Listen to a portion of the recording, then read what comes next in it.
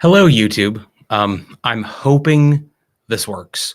I have been running around just crazy busy trying to get everything ready for this live stream. It's something I've wanted to do probably for a month as soon as I knew that I was going to have two of these in my room.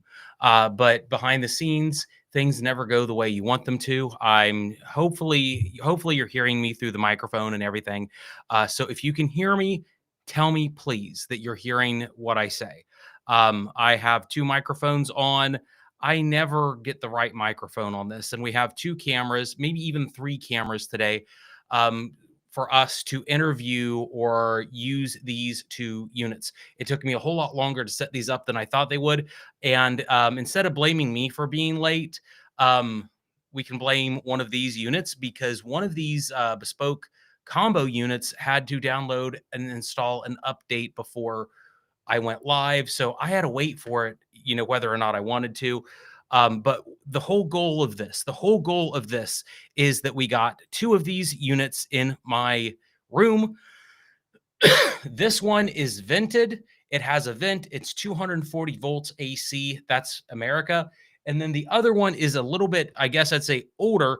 It is a heat pump ventless dryer and it runs on 120 volts. If you see the plug on the right side of this camera, that is all it takes is a water inlet and a drain hose and that 120 volt plug. But the combo here is much closer to what you probably have in your house with a dryer. It has the big metal vent behind it, and we're going to run both of these units together. Okay. Multiple people said they can hear it. Great. I got a little microphone here.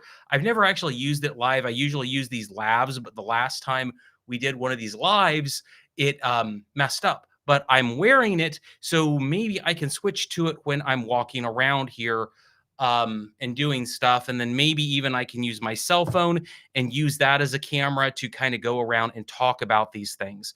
So we'll talk about them. And the whole point of this is we're going to run these head to head. We're going to load both of these up. I got two buckets of laundry here. Both buckets are, I tried to get these as good as I could, equivalently sized. Externally, they may look a little bit different, but I have a scale. I weighed both of these on a scale. The ventless or the vented systems using Tide Oxy Boost, and we have that in the smart dispenser in the bottom of it. And then the one on the right, I didn't put Tide in. It's just going to use Tide Pods, which I've used for all my live streams and most of my tests. So yeah, we're just going to run through it and see. SEMA bought their first home. The laundry closet's too small for side-by-side or stack dryer. I'm planning to get one of the bespokes, so this is perfect timing. Great. I have links to buy both of them in the description. So if you want to buy them, use the links. I will be totally honest, totally transparent here. Samsung doesn't pay me money to do this. If you use the links, I get a commission from Lowe's or Samsung, but both Lowe's and Samsung know what I'm doing. I've got their attention. So I sometimes get to give them feedback on what you guys think or what I think about these units. So without further ado, we'll go interview these shortly. Bearded and Tattoo Guy, Samsung fridge, buy your heater kit, try and follow your video, won't produce ice. I would check if it doesn't produce ice, I would check the heat, the temperatures, make sure the temperatures are good in that cabinet. Sometimes, you take it out, you do good things to it that should fix it. And then it's not holding the right temperature, or a lot of times you have to wait 48 to 72 hours before it produces ice. A lot, pretty much without fail, it takes a while for them to produce ice. So those would be my first two questions. And then from there, make sure the test mode on the ice maker works. Things like that is what I would look at. I have no AC in this room, so I'm going to be dying. I've been running around the whole time, but fun. Bought a new fridge recently and binged all your videos for no reason. Love it. I appreciate you binging the videos. I try to do teardowns, instructionals, and then the reviews. So without further ado, I'm going to try my remote mic, and then we're going to use this setup, and then I'm going to kind of go over this stuff. So if you guys, hopefully you can hear me while I do this. So we got the two units here side by side. We got the vented version here.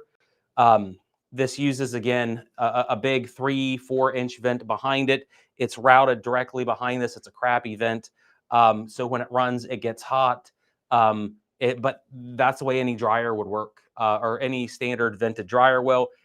It's just you take a stacked combo system and then you're just smashing it down into one unit. Your heat system, your heat exchange system's up here, and it's just your standard plain Jane dryer. I haven't tore it apart for my super long form video yet.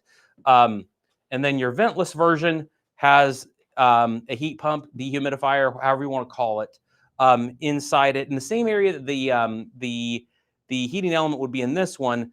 There's no vent, it's lower wattage, but the problem, quote unquote, with this one would be that it's slow. So that's why we're using equal loads of clothes here to just kind of see exactly how fast they're going to go.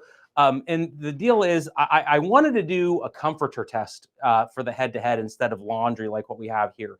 But I didn't do the comforter test because I am so unsure if my cameras would last long enough to survive running this on a comforter.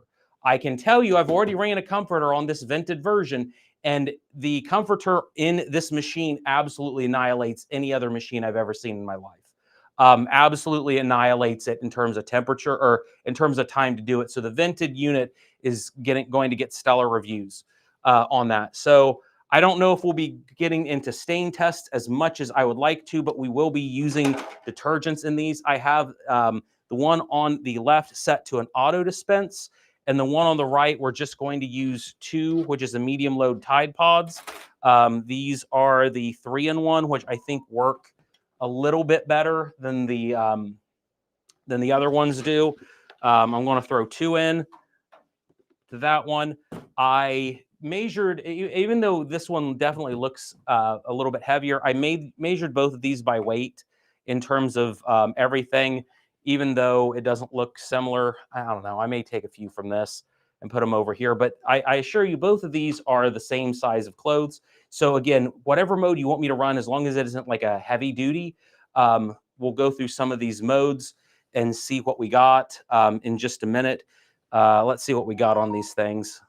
Wonder if this is going to look any different because we just updated them. I just updated both of these. The one on the right is about a year older, I think, in terms of production time. So even if you go here, and I don't know if we can see it on that on the UIs here, but the one on the right is already showing a default value of 1 hour and 55 minutes. And the one on the left, which is the vented, is showing 1 hour and 31 minutes. So even if we just do everything normal, the ventless claims it's going to take another 30 minutes. So we'll see. I think the vented version will be faster since it will be able to evaporate the moisture faster. I agree with you. I've ran both of these dozens of times. I've not this specific machine. I've ran this specific machine maybe half a dozen times, but I've ran the vented version, this actual physical one, I don't know, maybe like a dozen times already. And I can tell you that this is absolutely wild. So again, John, if you're just joining us, the one on the left has a vent.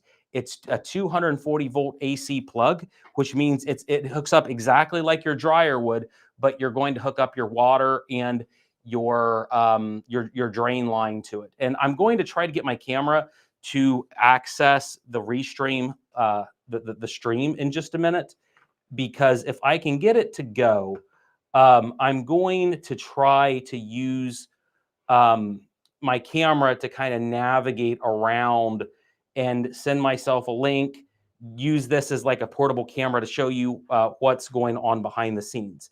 But anyway, the vented version is exactly like a dryer would, but it has the washer on it, and the ventless version has none of that, to where it's to where you can kind of set this wherever as long as you get water and a drain. So again, let me know what mode you want me to do on these, because I think they have about the same. And the modes we could select would be normal, AI. Let me look here while we do this, while I load these. Normal, AI, bedding, which we can't do. There's a super speed mode, which we know every manufacturer lies about the time on the super speed. So we could try a super speed on both of these, and we could see exactly how much Samsung lies about in their ads. If you want to go that far. I know that for both of these, and admittedly to LG and GE too, every single manufacturer lies on their testing when it comes to real world testing versus what they claim. And the reason for that is it all comes down to what fabrics they claim both of these machines are going to use.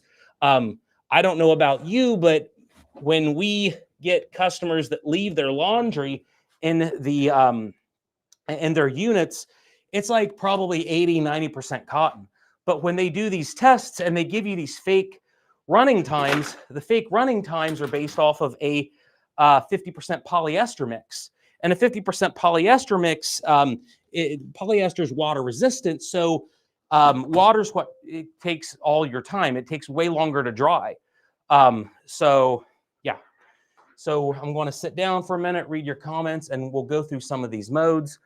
And hopefully we'll see what you guys wanted to do.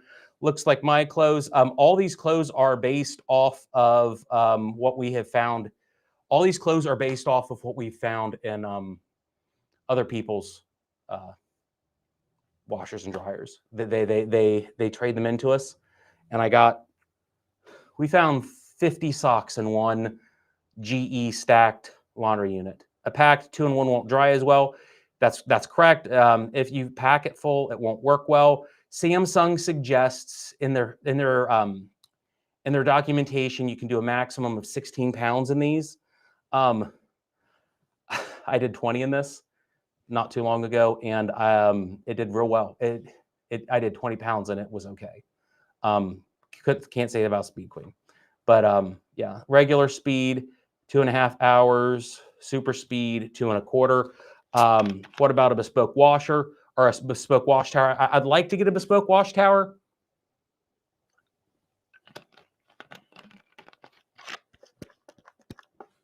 I'd love to get a bespoke wash tower. That would be really cool.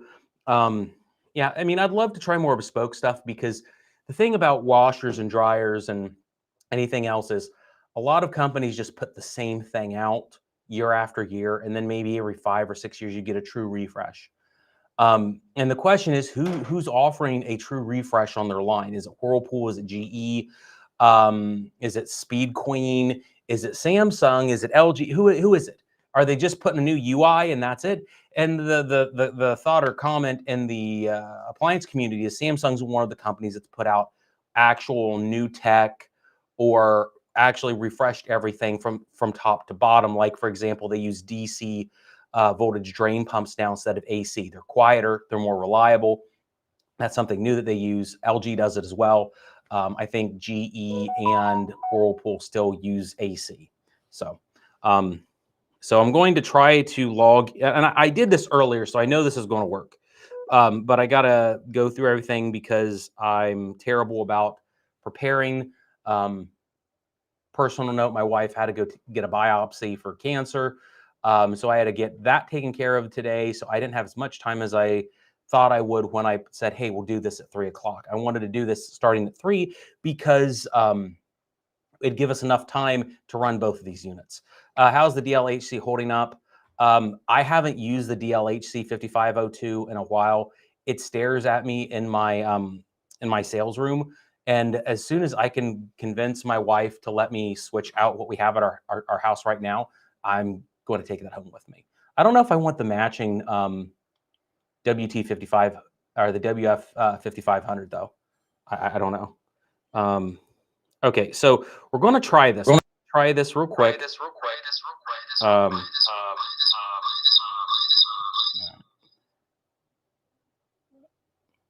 to try a few different things here. So let's try this. So what I'm going to do is I'm going to add something to here. Camera. And I do apologize for having to figure all this stuff out at once, but I didn't have the time, and I thought this would be kind of fun. Oh, there we go. So let's do this. So here's what you're looking at on these two units. We got normal mode here, and we got the different cycles. We can go normal, timed dry, heavy duty, which I don't want to do, small load, towels, product, care, steam whites, towels, delicates, perm press, AI Opti wash dry. So both of these have the AI Opti wash dry, and I can talk about that a little bit because that's actually kind of cool. And you got super speed collars, steam normal, echo cold, tide pod cold, and a few others. So there are a few different modes that we can do on the setup. So let me know which one you want to do. And we are trying to get this figured out. So what I was going to do with these is show you behind the units exactly what we're talking about. This is the vented, and the vent system is like absolutely terrible because someone sold my mag duct before I could do this video, and I'm out $60 on the mag duct. But you have on the vented unit, you have your 240 volt plug, you have your vent, and then we go here on the ventless, and you literally just have this. All you have is that 220 plug. I have a rat's nest behind. I have two drain hoses going into the supplies. So yeah, that is what we're dealing with today. We are dealing with those constraints. So I know that this is a little messy, but I thought you guys would want to see exactly how this was working. Hopefully that makes sense. Hopefully the way that works makes sense. The other thing that we have here for what I care about is we have our wonderful Emporia energy monitor, which I got to make sure I'm okay with. This is a live look on the actual electric demand that my room has for 240 volts and my 120. So we can go in here and actually map out the energy usage on both of these machines live. I don't have anything set up for water, but I do for electricity. So we can look at the demand pull for the 240 volt or the 120 volt while we do this live, because I know a lot of people said, what's the telemetry like? Well, what does the telemetry look like on these? And that's obviously something I think that's important. So yeah. Someone asked what a mag duct is. I need to get an affiliate link for a mag duct. That's what it's. So a mag duct is like a very high end, really nice. It's a really nice duct it's slightly flexible, but it's not very flexible. But the bigger thing is, has this huge magnetic collar on the end of the duct work. You put one collar on the receiver or reception side of your duct, like right here where it goes into your wall. And then your actual hose has another magnet on it. So when you're pushing the dryer vent or the washer dryer against the wall, those two pieces of ductwork will just snap together, and it's a perfect fit every time. It works well to vastly make your ductwork routing more efficient. So you get you get lower drying times. It's far more electrically efficient. So yeah, one unit is 120 volts, and then one was the one on which would be my right, your right is 120 volts. The one on my left, your left is 240 volts. So like a standard dryer. Yeah, it uses a magnetic coupler for a quick disconnect. It's literally two magnets. And then as soon as you get that vent close to one side of the vent has a magnet on it, and the other side of the vent has a magnet. As soon as they get close, they snap together and connect. That way you always get a perfect fit when you're like having to slide your ductwork back. So, or maybe it is MagSafe. I can't remember the name of it. I just know I like it a lot. So again, let's see if I can go through the comments about what we have. Tide Pod cold sounds interesting. If you're drying, can you do a no spin option with the dry cycle? Not sure what you mean on that. We'll see. I did turn the sound, I hope, on the phone when I was using it, because we may go back to that, but I did hear a little bit of that echo. I tried to solve. So let's see. Ever considered reviewing an LG signature washer or dryer? I've considered reviewing everything. It's just a matter of if I can review it versus doing repairs or not. So who knows? So let's vote. AI OptiWash, normal, or the Tide Cold cycle for both of these machines. We're going to use the same modes in each of these, regardless of which you guys choose. So Tide Pod Cold, or normal or AI. And of course, I can't always look at sometimes the comments don't always come up. So let's see if I can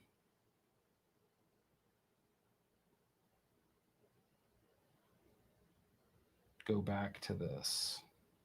Trying to do 2 or 3 things up. Okay, so Brandon's telling me there's a poll, but I don't even know if I can see the poll. So Brandon, if you can either text or update in the chat who is winning between Tide Pod Cold and normal and AI. Let me know, and we'll get these machines rolling, because the whole issue is it's going to take an hour, hour and a half, 2 hours for these machines to run. So it's going to take forever. Tide Pod Cold's winning. Okay, let's get these bad boys on the road. Let's just get these Tide Pod Cold ones running so we can get to them. So I'm going to go ahead and get to Tide Pod Cold. I like the UI on these. If you've never tried the UI on these, some people that comment like the UIs, other people hate them. I don't like the fact there aren't any tactile options on this, but I will say that I don't like the LG digital knob system where you kind of roll through and scroll things. And the reason I don't like it is it's just I don't think you get as many options. If you're going to have an interface like this, it makes sense if you're going to get thrown like 100 different options. So what I'm going to do here is we're going to go ahead and zoom in on the camera just a little bit. And hopefully I can show you guys. I don't know how well this is going to zoom in on the lens. It's a fancy lens, but who knows how well it's going to work. We'll see.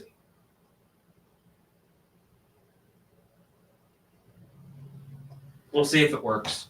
So the way you have these options on the machine is you can program wash if you don't want it to wash, if you just want it to dry, and then you can program in your different options. So like, for example, here, we know on this, it's a 48-minute wash cycle. We know it's going to run just the wash for 48 minutes. And then the dry on the vented, the ventless heat pump, it thinks it's going to take 2 hours to dry, 48 minutes to wash. So I'm going to go ahead and start this one early because I don't want to put too much demand on the water all at once. So if everything works out right, start washing and drying on the Tide Pod Cold cycle. Come on. So that's going to go ahead and start in on the Tide Pod Cold mode.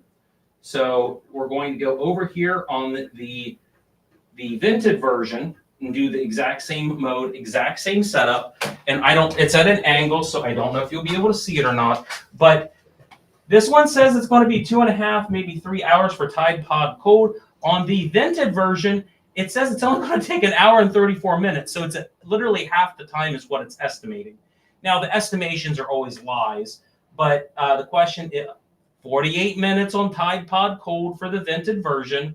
And then it says that on the dry time, instead of it taking almost 2 hours, there's a lot of options on these guys. It says, oh my gosh, I'm so sorry here, guys. So if we just do dry only, it's estimating a 45-minute dry, a 48-minute wash cycle. So it says instead of taking 2 hours, it's only going to take 48 minutes. And I tend to trust this. I absolutely tend to trust the estimations on this because I've been running these machines a little bit. And since I've been running these machines just a little bit, it's going to know whether or not it needs to run the right cycles and the right times after a short period of time. So hopefully that makes sense. John said he likes the Ventless. I think there are use cases for both of these machines, John. I like both of them. I think they have strengths and weaknesses. I think Samsung's bespoke combo units are better than their competition right now. That's not to say that someone else could come out with a better system. I would love to see Electrolux come out with a system because I like Electrolux laundry. I mean, I like LG laundry too, but their heat pump on their units just so undersized. It's pathetic. Jeremiah says his time's set to automatic, but I disable that and can see the time and date show correctly. It's only the end time that's off, even if the smart thing's time's correct.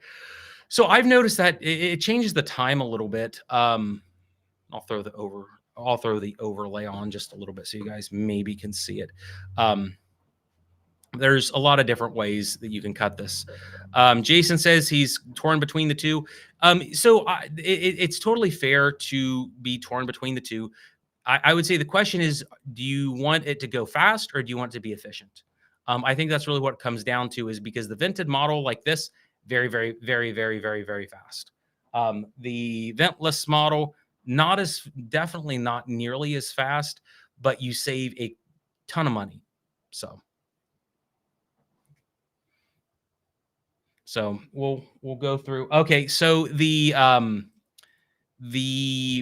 ventless model just updated, and you can see that it's claiming a 3 hour and 1 minute runtime.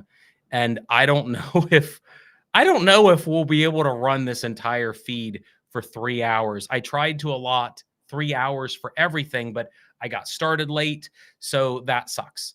We may not be able to run the ventless all the way. Ike asked if I like Electrolux laundry. Yes. Or do you like Electrolux laundry? What do you like about laundry? Their designs are some of the most ridiculous to repair in the industry. I mean, everything I hear from techs on Electrolux is that they're somewhat reliable. And unless I'm thinking wrong, they just built them like Frigidaire did 15 years ago, which is to say they have quirks, but are they worse quirks than most of the other ones out there?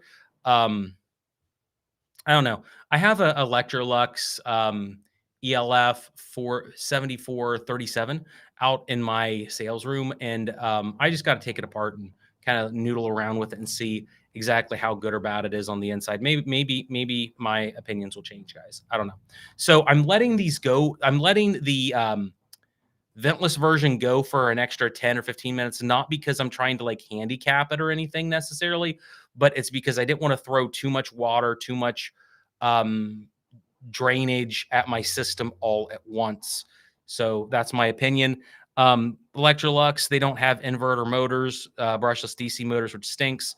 They use the older style, which, you know, if you're a fan of the old traditional styles, maybe you like that, but who knows?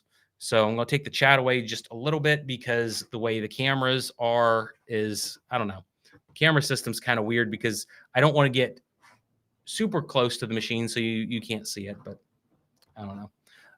So I'm going to go ahead and start the Tide Pod cold in right now. Again, that's what the chat chose. I have this one on auto dispense. So you can go over here and actually just tell the machine exactly how much detergent you want in it. The huge advantage with using, and I'm sure you guys know this and I don't, but it's a whole lot cheaper to run Tide Oxy Boost, which for stain removal works freaking great, than it is Tide Pods or maybe more fancy detergents. You buy this in a big bulk, it's like 15 cents per ounce. And on the auto dispense, a large load may use 3 ounces at most. They're using like 45 cents of detergent, whereas your Tide Pods in the best case scenario is like 25 cents each, and they tell you to use 2 to 3 for either a medium or a large load. So your actual detergent costs drop 40 to 60% depending. And the nice thing about auto dose is if you're using like a medium to heavy load and you need to go between say 2 Tide Pods and 3, you don't, you couldn't do that otherwise. It's very segmented. Some people can measure out their laundry detergent absolutely perfect every time. But the thing with auto dispensing is you don't have to do any of that. The one thing that I wonder about auto dispensing, if they'll ever get to the point, is if they ever put like pre-treat or pre-stain in the detergent, because if you could have a situation where it auto dispenses pre-stain and then uses like a soak on a unit, especially on a combo, since it washes and dries, could you theoretically have a situation where it pre-treats, pre-soaks, rips your stains out, and then it just runs your normal heavy duty wash and gets rid of way more stains than normal? And I think that's where combos have this advantage, is if you could do pre-treatment and pre-treat, pre-stain removal without having to do anything other than throw your clothes in, then eventually these machines will become so smart that you just throw the really nasty laundry in. It runs when you're asleep or you're at work, and then you come home to 100% every time perfectly clean clothes. And I could see that being a direction in the laundry industry, that a front load combo unit, it would make a lot of sense, where that would be like a true advantage versus, say, a top load unit. That's me, though. I don't like how they're mounted on the bottom, but they're really, really nice. It doesn't let you choose the detergent that you want to use. I have regular detergent and dark clothes detergent. Uncle Danny, I feel like I heard Samsung say there is a specific configuration on these machines where you could choose to use only one or the other. I know you can use, like, they tell you the other dispenser is for fabric softener, but I was at ASTE, they said that's wrong. You can put whatever you want to allegedly in that other one. It's just a matter of whether or not you can switch it on or off to where you use either one or the other or both. But I think you can just choose to use the left side dispenser and not the right side. It may be a smart things, but who knows? So I'm going to go ahead and do this again. Our vented Tide Pods start at 3 hours and 1 minute. Our vent version, which is going to be a whole lot more high powered, we're going to go ahead and start this and see what happens. So we'll see.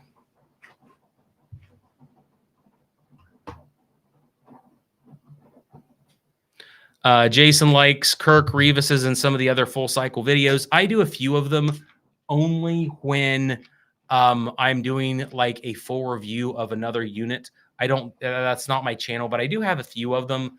I'm sure I don't do a great job, but it's kind of like I'm going to run, on these Samsungs or the top loads or whatever, I'm going to run 30 or 40 loads through them when I review them. So it's like, I may as well just put a camera on them.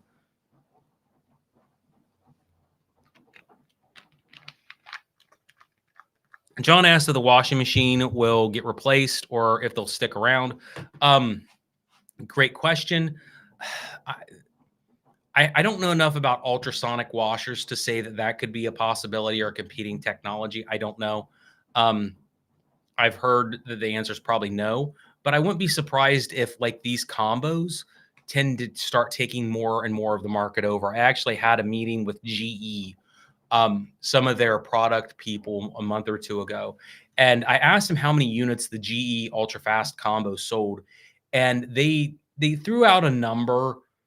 They said it was over 100,000 sold, which I don't know if that's good or not. But what they said wasn't so much that, it sold well over 100,000 units, but it was that they only made like 5,000 of them in the first batch for the American market.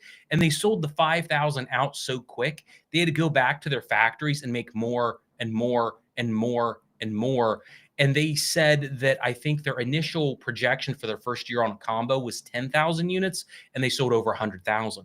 So in GE's situation, they feel like the demand is insane. And I think that as these machines grow and get better, there'll be more innovations, more features and benefits. And I think that there's a lot of stuff you can do with these that make them better than, I guess, traditional units, because it's, set it and forget it. And that kind of changes how you do laundry. At least that's my opinion. Shouldn't the title of the video be vented versus ventless? Yeah, it should. Maybe I thought that I said that.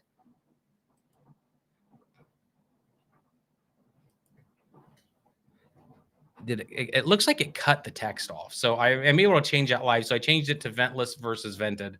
So I will do that. Go figure.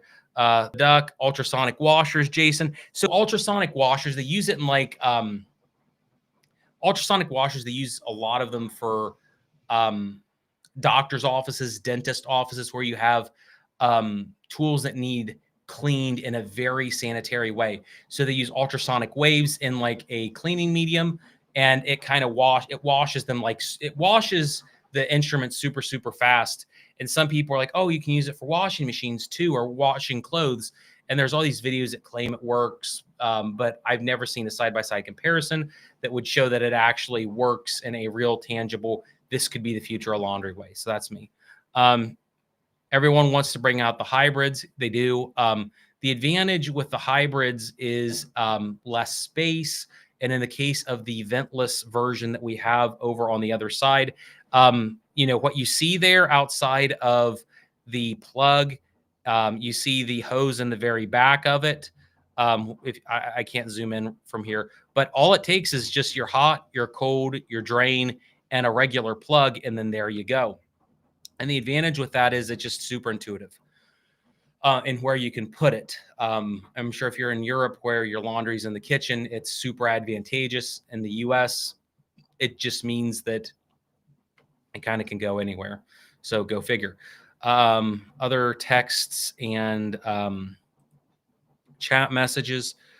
Let's see. I'm going to take the overlay away just a little bit. Jason has a HydroWave washer. Man, I haven't seen a HydroWave. I haven't seen a HydroWave in like 2 or 3 years, which is weird to me, because it just, I saw someone post a picture of one having an issue. And I'm thinking, man, those haven't been made in at least 10 years now. But they're interesting machines because the operational theory on a HydroWave is kind of similar to a Speed Queen TR5. So interesting. Are you still going to make GE combos in the future?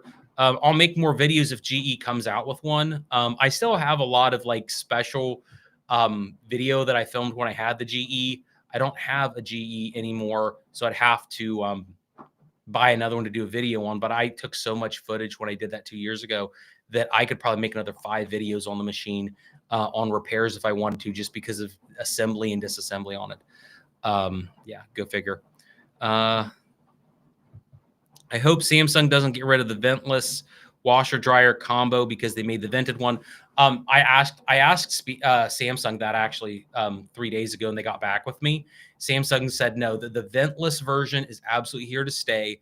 And the reason they said it's here to stay is they want to offer the ventless version as a competitor to gas and propane washers or gas and propane dryers, which it makes sense. You know, if you're out in the middle of nowhere in the woods and your choice is between a gas or propane dryer, which, or rather a gas or propane new install in the middle of nowhere, or you can go with the 120 ventless and take a little bit longer to do your clothes.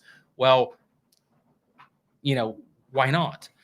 So an update here on these units that we have in terms of vented versus ventless. We have the vented version, and again, they're both using Tide Pod Cold, even though this one's using actual just Tide. We're 1 hour and 48 minutes on the vented version, and we are at 2 hours and 49 minutes on the ventless version. The amount of time that both of these units were going to take is the amount of time that's getting taken in both of these machines for the wash was identical when we started. But we started this one about like 7 or 8 minutes early, just so it wasn't going to shoot a lot of water in the machines on both and maybe give us like a low supply error. I don't know if it would do that, but just in case. So 48-minute wash time on both of these machines. And it's projecting somewhere around like a 2-hour dry time on the ventless, and only a 48 to 50-minute dry time on the vented version. With the Smart Things UI, you do have options which will let you change and modify things. So obviously, if you're using an old school machine and you realized you wanted an extra rinse or wrinkle prevent on your dryer, you still have those options on these machines, on both of them. I can throw an extra rinse on. If it hadn't got early enough, I could have thrown in an extra soak on it. For your dry options, you can do all this from your phone, by the way. And I could shut the dryer off before we run it if I wanted to during all this, but we can change our dryness if we want to go with normal or more. We can do dry prep, which I don't even know what dry prep does. And then we got wrinkle prevent. I'm going to go over here on the other one and see if we have similar options on the dry. If it's on, okay, it's normal dryness on this one too. So I'm assuming or hoping that both of these machines have the same exact sort of dry quality when they come out of their respective modes. So we'll see.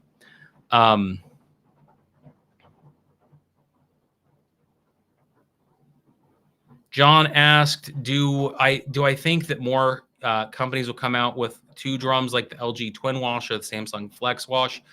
From a technician standpoint, I hope not. They're disasters. I know the Samsung Flex Wash especially is bad. I think there are points in it where you're doing like hand washing where you could have like maybe a basin and a top load or something where it's not a bad idea. But, if you're adding a second washing machine on it, you're just doubling the amount of problems that machine's going to have, and you're going to cut the lifespan of that machine in half. Therefore, the people running it are going to get twice as angry when the machine breaks.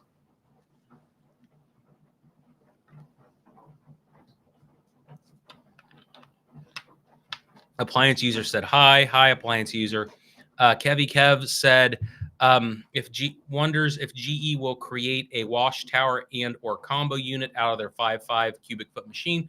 Oh, that'd be interesting. That would be super, super interesting if they did that. I am not a fan of the GE front load washer. I've done videos on it. It makes me a lot of money in terms of part sales, but the machine has a lot of operational problems. And I would question if those problems would translate to the tower. But in general, I really like wash towers, laundry towers, whatever brand you want to call them. I love towers over your old traditional laundry center type systems. So I definitely like it. So right now, the modes on both of these machines, if we go, and again, I don't know if you can see them or not, but currently the ventless model is going to take an hour longer to run than the vented model. So, this is primetime TV, I guess, for appliance nerds, that the dryer, the ventless is going to take an hour longer for what I tried to estimate to be the exact same load of clothes. Both of these units are using a probably like 80% cloth mix, 80, maybe even 90% cloth mix. And it was about 9.5 pounds. So slightly under what they claim on the front of the units. Oh, it'll take 60 minutes. Not true. I will. And having said that, the vented version claims that the super fast speed is like 68 minutes. In the best case, like the absolute best case scenario, wash and dry 68 minutes. It's not true if you're using just a standard 10-pound load, but it ended up being like, I think, an hour and 25 minutes when I ran it and put an alarm clock on it. So it was only about 15 to 17 minutes longer than what their special claim was. On the ventless version, their claim, I think, was like 90 minutes, and it ended up being 2.5 hours. So the claim on the vented version was better because the heat exchange in the vented ductwork is just so much better. Dry prep stops the machine between the wash and dry, so you can take something out that shouldn't be dried or put dryer sheets in. I appreciate you letting me know that. Who is Moses? I guess for me, I would have just been really unsophisticated and just set it to wash only and then pulled them out. But that's just me. RVs had 120 volt style washer dryer combos back in 2012. Splendy had those for sure. We repaired quite a few Splendy units back in the day for RVs before I started the YouTube channel. And man, those things took 4 hours for like 5 pounds of laundry. So the newer modern heat pump versions are so much better than those old RV styles for sure. I would definitely take the ventless version that is going to take about the same amount of, it's going to take way less electricity to use because the heat pump is way more efficient than electric heat. That's kind of the thing about between both these units is you're going to use so much less electricity on the ventless version. It takes longer, but it's going to work quite a bit better. So we're trying this here on the demand curve. Here is one leg of the, this is one leg of the vented version right here. This is the brushless DC motor operating on one leg. So it's using about 140, 150 watts on that one side when it's in agitation mode.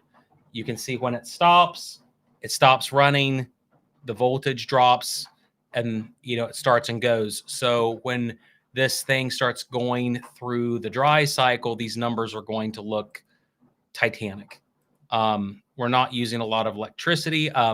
Full disclosure, I was running the vented version before we started the video because I had to dry some of the clothes we used in the test before we ran everything. So I had to hurriedly finish all that before we got on the video. But yeah, fun times. So this was when it was running earlier.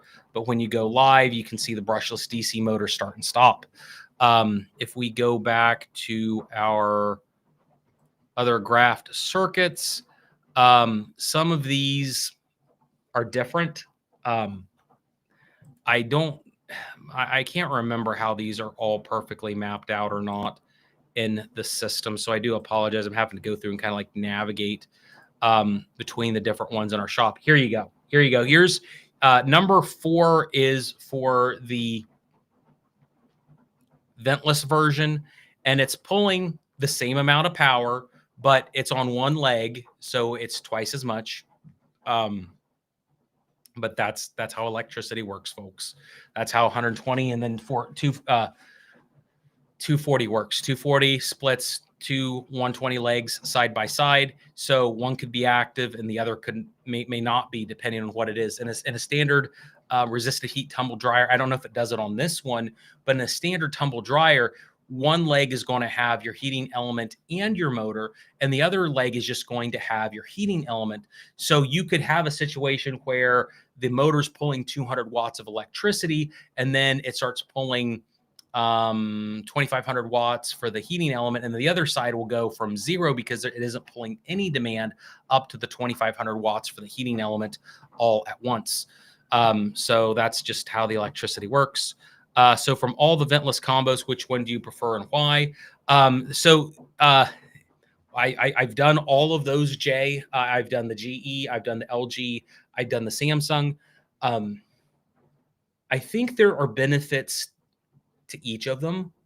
So I can't say, oh, this one was terrible. I think all 3 of the combos that are on the market in the US are way better than the old combos that were just condenser dryers, like your LG WM3998 is your WM3998 is way worse than the WM6998. Your GFW 14 whatever that was your 24-inch GE condensing combo unit is vastly inferior to your PFW 97, which is the GE that Sapphire Blue I tried, like one of the first in the US. I think that's way better. But when you take the 3 units that are out there, and then I guess you got the vented unit now too, I think Samsungs are better than LG and the GE.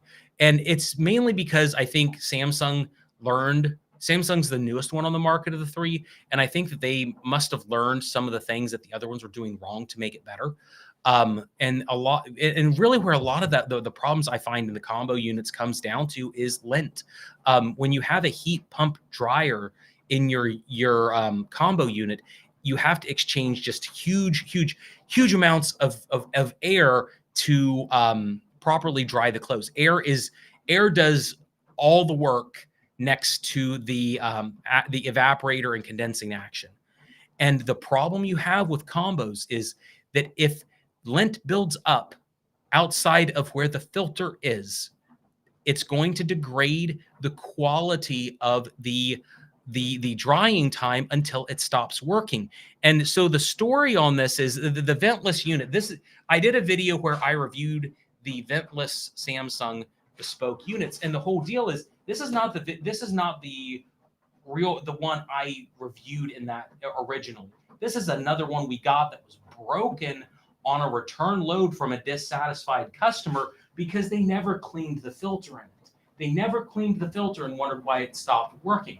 Well, maybe at some point they cleaned it once, but what happened is there was a lot of lint in the vent behind the filter housing, and we had to go in and take literal huge clumps of lint out of the machine.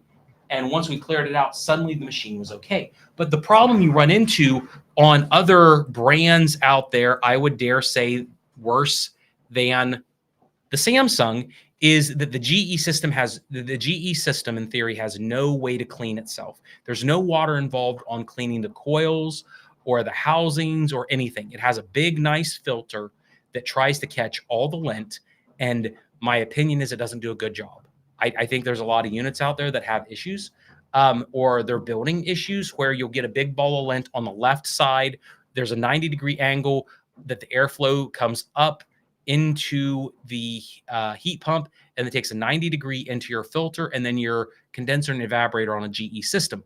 And right where that 90-degree turn is, it can get clogged. And to be fair, the ventless version has the same 90-degree angle, but it's in the very back of the unit where the filter is.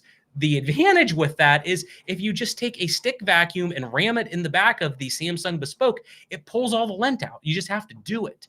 And I've even talked to Samsung's factory technicians about this and say, hey, this could be an issue.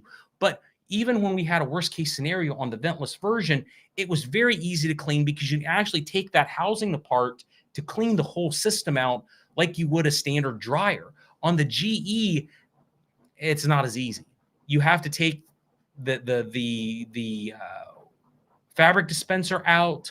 You have to get in underneath, take a door boot, or take a gasket off, and then stick it in underneath. Or you have to use a flexible dryer vent cleaner and pull for where that 90-degree angle is, and it sucks. LG, the way their filtration system is, their filter's on the very top in the middle. And I still have that GE. It's behind the wall here. And the problem I saw with that is it flows up and into the filter housing box, which is a nice filter housing. It works well, but it takes a 90-degree turn and then takes another 90-degree turn to go into the heat exchanger. And LG recalled their filtration system because it wasn't built right.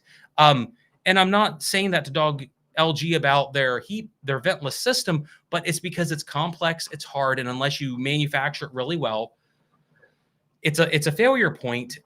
And all the while, Samsung just put a giant water cleaning system in their ventless unit that runs after every load of clothes, and it washes it off. It works. And when we ran the one in our tests a year ago almost, I ran 50 loads of clothes through it, did not clean the evaporator system, and there was like one speck of lint on it after 30 or 40 loads of clothes, and you could see visible buildup on the LG and GE for the same amount of clothes. So what about cleaning the ventless combos each month with the washing machine cleaner? Yes, you need to do that even if it's vented. Both of these machines will tell you at the 30 to 40 wash cycle to run washing machine cleaner through them. Every brand now is doing a lot better education for the consumer and demanding that they use a washing machine cleaner. I think it's great that they're telling people to do this now. Who knows how many washing machines in America got destroyed or damaged and stopped working because people weren't cleaning the drain vents or the drain pump housings on their units, or they weren't running a washing machine cleaner, and then all of a sudden they get mold in the units. I think that if you do the preventive maintenance, especially on a front load, it pays way more dividends. The worst is when there aren't any filters like on the Signature. Yeah, if there isn't a filter in the system, you're begging for problems. When I went to ASTI 2025, Miele was there. Miele was there with their heat pump dryer, and Miele's heat pump dryer systems are built to last for 20 years. So, we knock on Samsung saying, oh, they last 5 or 7 years. Miele are building for 20 years, and they're building heat pump systems like what's in the ventless version for 20 years. So I asked them, what are you doing to make them last for 20 years? And the guy, the German guy looks me dead in the eye with, soulless German eyes or whatever. And he's like, and he says, there's 3 or 4 filters on every heat pump system that Miele has. And GEs have 1. Well, they have 1 in the foam. The LGs definitely only have 1. The Samsungs have 2 filters. And then you have LG, the Miele that have 3. So they take filtration a lot more seriously, and that's what matters, I think. LG stands for lint gatherers. Mark is not lying. I know with every LG that I get, I don't know what the door boot seals are made out of, man, but they do like lint. That's the one thing.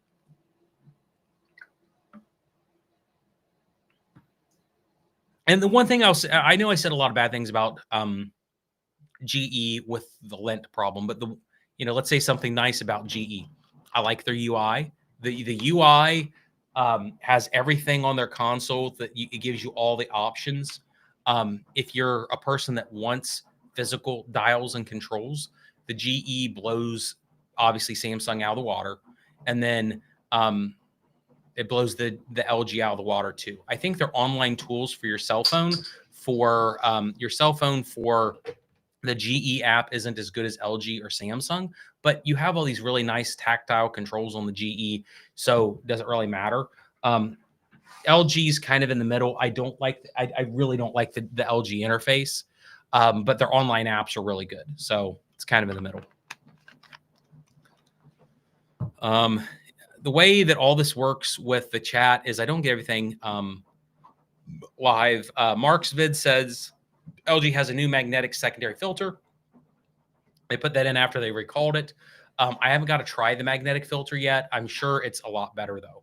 Have you considered doing a video on compact combo washers, both stacked and all-in-ones? Have I considered it? Yes. Will I do it? Who knows? My problem with this is I would love to film. I'd love to just stop working and film videos. But in order to film the videos, I have to have the machines. In order to have the machines, I have to have relationships with companies or money. Because, the thing is, I spent $2,500 on this machine, and I got the Samsung over here on a customer return load. So I got it at wholesale, which is like $900. But the other one that I had was $2,500 as well. So I have $5,000 in machines that I won't get the money out of. So I have to do a lot of things to make sure that I get the money that I need to get this to happen. So the Ventless version is starting its spin protocol. So we're going to start spinning. And I hope I have the shipping bolts out of it. Do I have the shipping bolts out? It kind of sounds like I have them out, but we'll see. Yeah. Okay, cool. The shipping bolts are out. But if I'm looking at the telemetry right here, we are getting into the spin protocol of the washing machines. So I always find that these brushless DC motors on the demand curve is really cool. I find that this is really, really neat when it comes to the demand curve. So we have it running. It's going to increase. It's going to drop a little bit. And what I think is kind of cool about these is that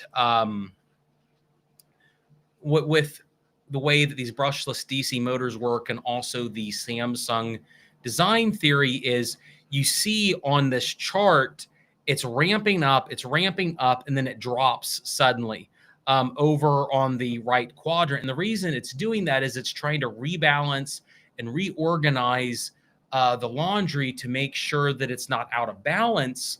But it also it keeps cycling up and down, so it's never putting too much strain on the shock system.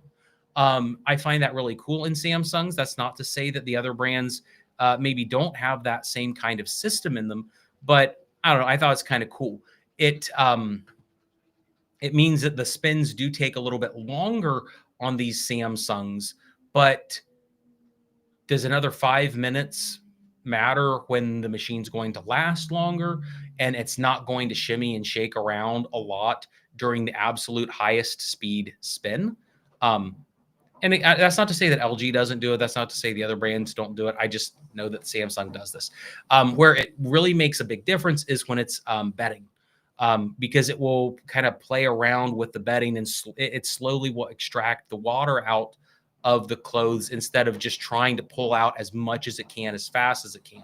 Yeah, it's a little bit longer wash and dry. It's a little bit longer wash time, but in the end, when it gets up to the super high spin mode, then it's going to actually extract at the highest value it can. At least that's the way I look at it.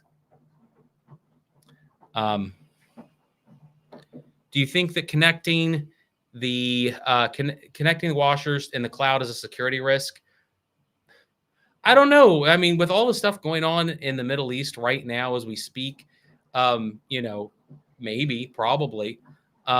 Shipping bolts. Yeah, I mean, we didn't have any shipping bolts in this. I know, sadly, on the vented version, I forgot one bolt, and literally the machine sent me a text message and said, "Hey, did you remember all the shipping bolts?" No, I didn't. So go figure. How to finish using non-high efficiency detergent if I've just bought one of these machines? Should I just dump regular detergent into the drum? Yeah, I mean, you can just dump regular detergent in the drum. I don't know about the concentration levels on HE versus non-HE. I would just tend to underutilize what you need instead of using too much because of suds lock and stuff.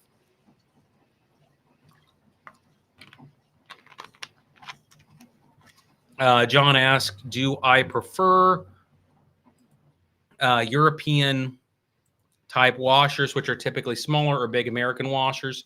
I don't know, John. I've never used a European machine other than maybe a Bosch or a Miele, so I don't know. And I say that, John, because I'm trying desperately to get an ASCO. What is it? A W4114. I have a guy that's going to give me one, I think, at some point, and it's going to be the washer and dryer. And I really want to try the ASCO 4 because it washes way different than American stuff does. And I think in a head-to-head match, it may do very, very well against some of the American machines, because the idea for European laundry isn't, you have this weird cubic footage and you have to guess on how many clothes you can put in. Everything in Europe is rated for weight instead of size. So you just shove the weight in your washing machine and just run it all. European machines run way longer than American machines, which on the surface sounds terrible. But if you're putting twice the number of clothes in the same machine, running twice as long, you have the back end advantage of scrubbing your clothes twice as long. So it's going to clean them better, while theoretically taking the same amount of time if you're just doing twice as many clothes. The math works out, because like on this machine, I did 20 pounds of clothes in it in one go. Probably overloaded it just a little bit, but it was fine. And the trade-off for doing 20 pounds of clothes all at once was I just set it to like a 2.5 hour mode with a pre-soak, and the stain removal scores were like the best we've ever done in history. And it's just because we ran it longer. There's a linear relationship between the amount of time you run a load of laundry and how much soil gets out typically. There are some tricks you can do to make it better, faster, but in general, 2 hours of agitation is better than 1 hour of agitation. But if you have twice the amount of clothes in it and the rollover quality is the same, then you've done the same thing with better benefit theoretically, at least in my opinion. How's going, bro? Ready for Maiden's Run for Your Lives World Tour? Oh, that's interesting. If Maiden's doing a world tour, if they're coming to Ohio, I promised my daughter that we'd go see them. So if Maiden's coming to Ohio, then I know where I'll be when they do that. Doesn't the GE front do a pre-spin before its high-speed spin? I think it does a pre-spin, but I don't know I think GEs and most other brands will do one low RPM spin, and then it will go up to a high RPM spin. When we looked at the telemetry on the Samsung, it actually did 3 or 4 spins, and I know on bedding it will do 5 or 6 slowly build the RPMs up until you get to this really good number. Let's go back to the electricity demand. Here's where we're at on the electric demand. It looks like it's just kind of balancing it. Must be doing some more spinning soon. So the reason that I find the Emporia monitor interesting is soon it's going to show a really interesting demand curve for the heat pump system, because you're going to see this very different relationship on how these systems operate in terms of running. That is literally why we have this on the screen, is the graph between this ventless version and the vented version is going to be so very different. And that is, I spent a bit of time making sure that the Emporia monitors were on and I had it loaded up in the system.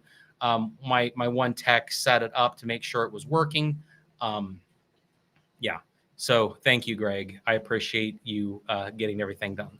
So we're going into another spin mode on at least.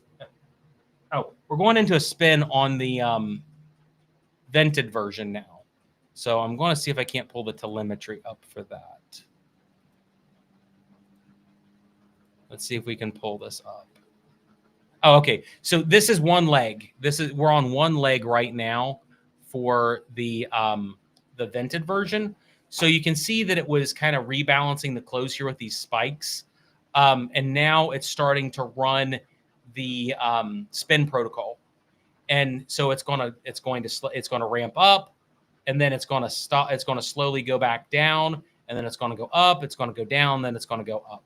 We saw that on the other system already. So volume-wise, so I did a lot of volume testing on these units. They're very quiet. The vented version is actually way quieter than I thought it would be. The vented version peaked at 68 decibels in the spin mode. So what you're hearing right now will peak at about 66 to 68, depending on how many clothes are in it. If you have a ton of clothes in it, it's louder. If you have less clothes in it, it's quieter. So that's kind of interesting. What's your opinion on the Maytag Neptune top load and the Whirlpool Kenmore Calypso? You know, John, those were interesting units. Super interesting units. I had one. I only had one Calypso. I've only had one Calypso in my shop. I didn't know what I was looking at the time, other than the fact it looked like a Frankenwasher. The Calypso action is really interesting. If I get another one, I will keep it in a museum, just so we can run a Calypso and see how it works in terms of washing and rollover capabilities compared to a modern plate-driven system. The Calypso bounces the clothes around when it agitates, which is super interesting. So it's like this weird hybrid system of a wash plate and an agitator. More efficient than an agitator, but did it really work? I don't know.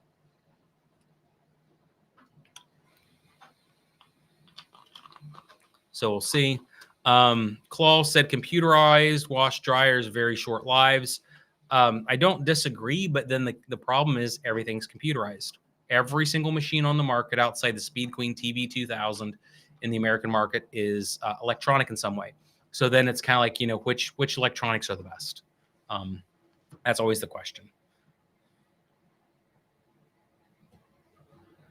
So Maytag Neptune top loader, John, I'm having a brain fart on the exact mechanical operation of the Neptune top load. They had was it the Gemini that had the two conch shells that would contra rotate? Was that technically considered the top load? We had one of those recently but the clutch assembly was shot. So that was fun. I wanted to fix it, but we didn't have the time. How do we feel about Peller agitator top loaders? If you're talking about the Whirlpool 2-in-1s, they have a lot of problems, but not because of the agitator. So I like the idea of the 2-in-1s, but where I would wish what they would have done with the 2-in-1s that have your option between the agitator and the wash plate is, one, I think they should have put a cap on the the wash plates when you pull the agitator off. 2, I feel like the fact that it's like a single pole agitator and it's not a dual action was stupid. I don't think the single units run the best. And if you look at my WTW 5057 review, the rollover quality is not that good. But that's not to say that the theory is bad. I like the theory of being able to do different loads in different ways if you need it. What would you say about Samsung bespoke refrigerators? I really like bespoke refrigerators more than I should. I know that there's a lot of people out there that hate Samsung and hate bespoke stuff, but I think the bespoke refrigerators, outside of the fact that the beverage centers have some issues, I think that like operationally they're built very well for a French door refrigerator. French doors having the most problems of any of the kinds out there, but it's always a trade-off between form, function, and reliability. I think a standard top mount freezer refrigerator would be way better, but then most people hate them. So who knows? As an update, we got the vented version. It is on the rinsing mode with 1 hour and 14 minutes left. The ventless version is finishing up its spin mode. We did start it earlier. We started about 7 minutes earlier, and it's almost done with the entire wash protocol. So we're about ready to get to the fun heat pump part of this. And then we got the vented version over here. It's running 1 hour and about 10 minutes ahead. It shows 1 hour and 14 minutes, but we did start this one about 5 to 10. I didn't look at the telemetry. We started about 5 to 10 minutes later on this one to give the other one a head start with water valves, so it wouldn't put too much water demand on our water system at once. Wasn't trying to make it weird. I just wanted to make sure that we tried to make sure we weren't going to run into any problems when they ran the machines. And so far, both machines, at least in the wash mode, have done a very good job in terms of not having errors. Don't know how the stain removal quality did. We'll probably have to do that afterwards because I don't know if the camera systems are going to last 3 hours, but go figure. European washers boil the water. Why is that not available in America? Claw. That's a claw. That is a great question that I want to get a European washing machine to answer. And there are 2 reasons why they don't do that in the US. The first one is we don't use thermal power plants. All houses have either on-demand or static hot water tanks. Both of my systems here, if we are using hot water, there's a 10-gallon tank behind the wall. It keeps the water preheated so we can put it in these machines when we need it. And it runs, like 50 to 60 centigrade? So we have hot water generally in our houses that we can produce as needed for our showers, for our laundry units. But the bigger issue, Claw, on why we don't boil water in United States washing machines is our electrical outlets can't handle it in our washrooms. So the deal is the vented or the ventless version is on a 120 volt, 15 amp circuit. 120 volt, 15 amp circuit is what every house in the US has. So that means your max allowed electricity that can be put through a circuit is 1800 watts of electricity. A European front load washing machine with a heating element pulls way more than 1800 watts of electricity when it heats the water. Most of them do minimum 2000. So the problem is you bring over a European model that pulls the same amount of electricity. Of course, it's 240 versus 120, so you have to factor that into. But theoretically, you put a European wash machine on a transformer in any washroom in America, it pops the breaker and is unusable. And that's why I want to get an ASCO washing machine, because what they do for the American versions is they use one of these bad boys. Their washing machines use a 240 volt, 30 amp American plug. You take the dryer plug, you plug it into the ASCO washing machine, and then there's a plug that goes from the ASCO washing machine to the ASCO dryer. So then you can get your European boiling water for your wash in your on-demand system. So I'm excited one time to try that because I would love to do a stain comparison using all the telemetry we use on all the washes we have with Tide Pods, and use it in a European system that gets you like 90 centigrade water, and see what the stain removal properties are in that wash. Because my theory on an ASCO or European wash is you take 2 hours to wash your clothes, but you put more laundry in it because the drums are built to just cram as much in it as possible. And you heat the water a whole lot more.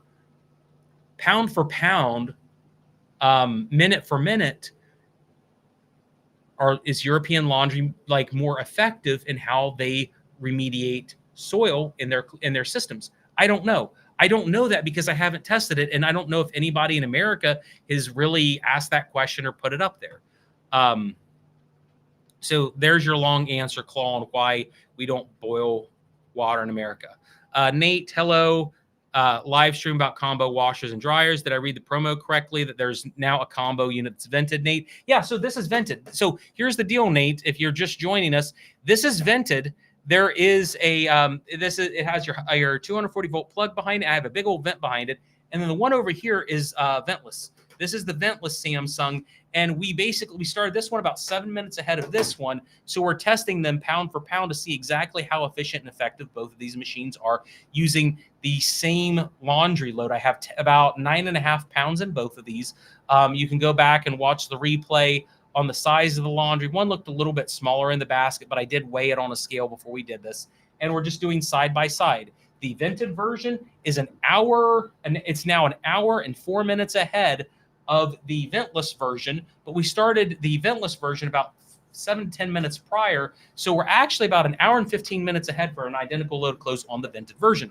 So I like that about the vented version way more than I thought I would, because the vented version is just, when I do the review, like the formal review for the vented version, I'm just going to tell you it's ridiculously fast. Whatever Samsung claimed, it's not quite truthful because of how they put the mix of clothes in makes it sound better than it is. But when it comes to real world 10, 12 pound loads of clothes, the vented version annihilated anything else that I've ever tried. You throw in your Smart Things app, and it becomes a very, I'd say it becomes a very dangerous machine. And what I mean by dangerous is it changes how you do laundry. Combos change how you do laundry because you're not really thinking about doing laundry of, well, I got to run 5 loads of clothes today. It's, well, I'm going to run 2 loads of clothes back to back when they're done. And then I'm going to run another one into the night and have it done at a certain time. So I'll pull them out fresh in the morning. And it really just changes how you do the laundry, because you're just, instead of, having to wait on the machine to transfer from one to another, you're getting into the modes, you're using time delay, and you're just programming the freaking machine and saying, I want my clothes done at 3 p.m. Whatever you got to do to get my clothes washed and dried and permanent and pressed and wrinkle released, it needs to be done by 3 o'clock. And I don't care what you had to do before or afterwards, it's done by 3. So then you take your clothes out at 3, you do your folding, the machine won't fold the clothes yet for you. So you pull your clothes out at 3, throw your other load in, and then the machine's doing the laundry when you want it to, not you're doing laundry when you have to. And the mentality, that's a lot different. And I know that that's a problem for a lot of people, because then you're not doing 2 loads of clothes at once. So it's not as fast as 2 loads of clothes, but I don't know. I mean, if you're a family of 4, you're not doing that much laundry, I would think. And if you are doing a lot of laundry, maybe it's athletic clothes, which are polyester, which don't carry moisture as much. So then the amount of time it takes to dry your clothes is significantly less. So it's getting done a whole lot faster, even if it's in one unit. Is there a difference between the Samsung vented combo and the Samsung ventless combo and how they're powered? Yes, Kaiser. I'm going to try to log on my phone and use my phone as a camera. I got enough room on this camera. Let's go to the FX30 and I'll just use that. Oh, did it die? I think my FX30 died. It died. So I got a camera down, which I was kind of expecting during this.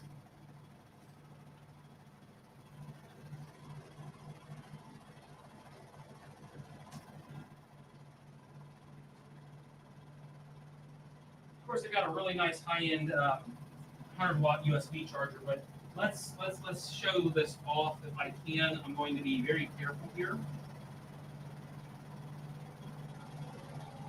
So here I am, and I'll see what I can show you on this.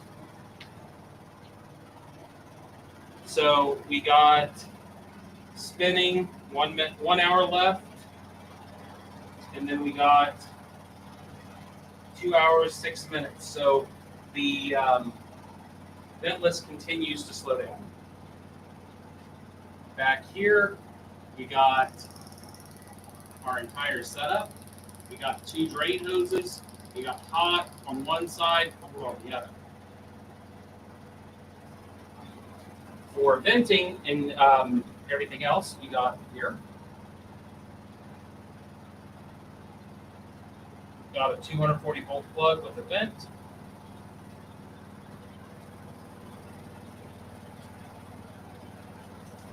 And then on the ventless, we have that.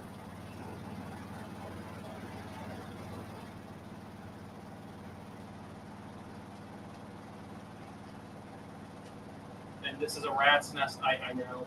We got your vent there, and then this one just has nothing behind it. We got that,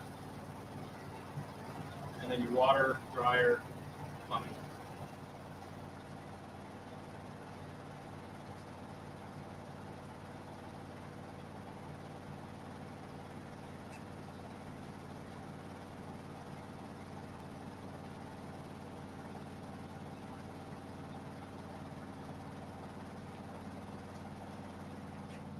So hopefully you saw that. Hopefully you saw the differences. Kev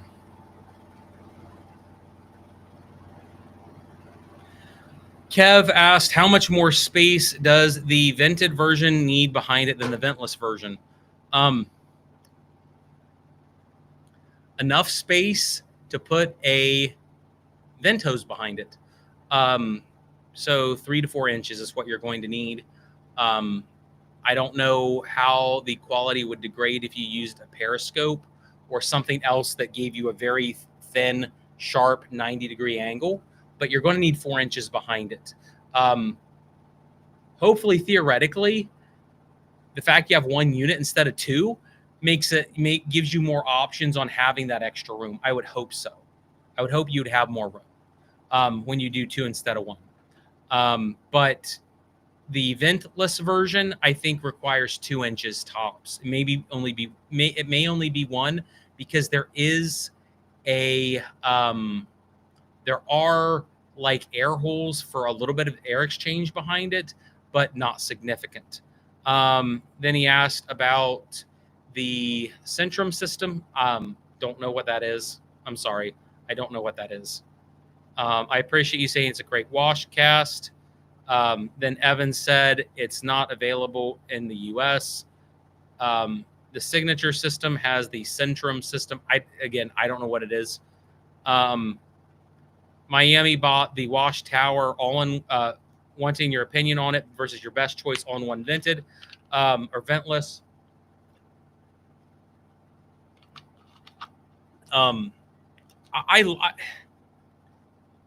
I think the WKHC 252 is really good. I haven't taken one apart to tell you all the inner workings, but what that's going to be is a WM 5500 with a DLHC 5502 on it, with one unified control panel in the middle.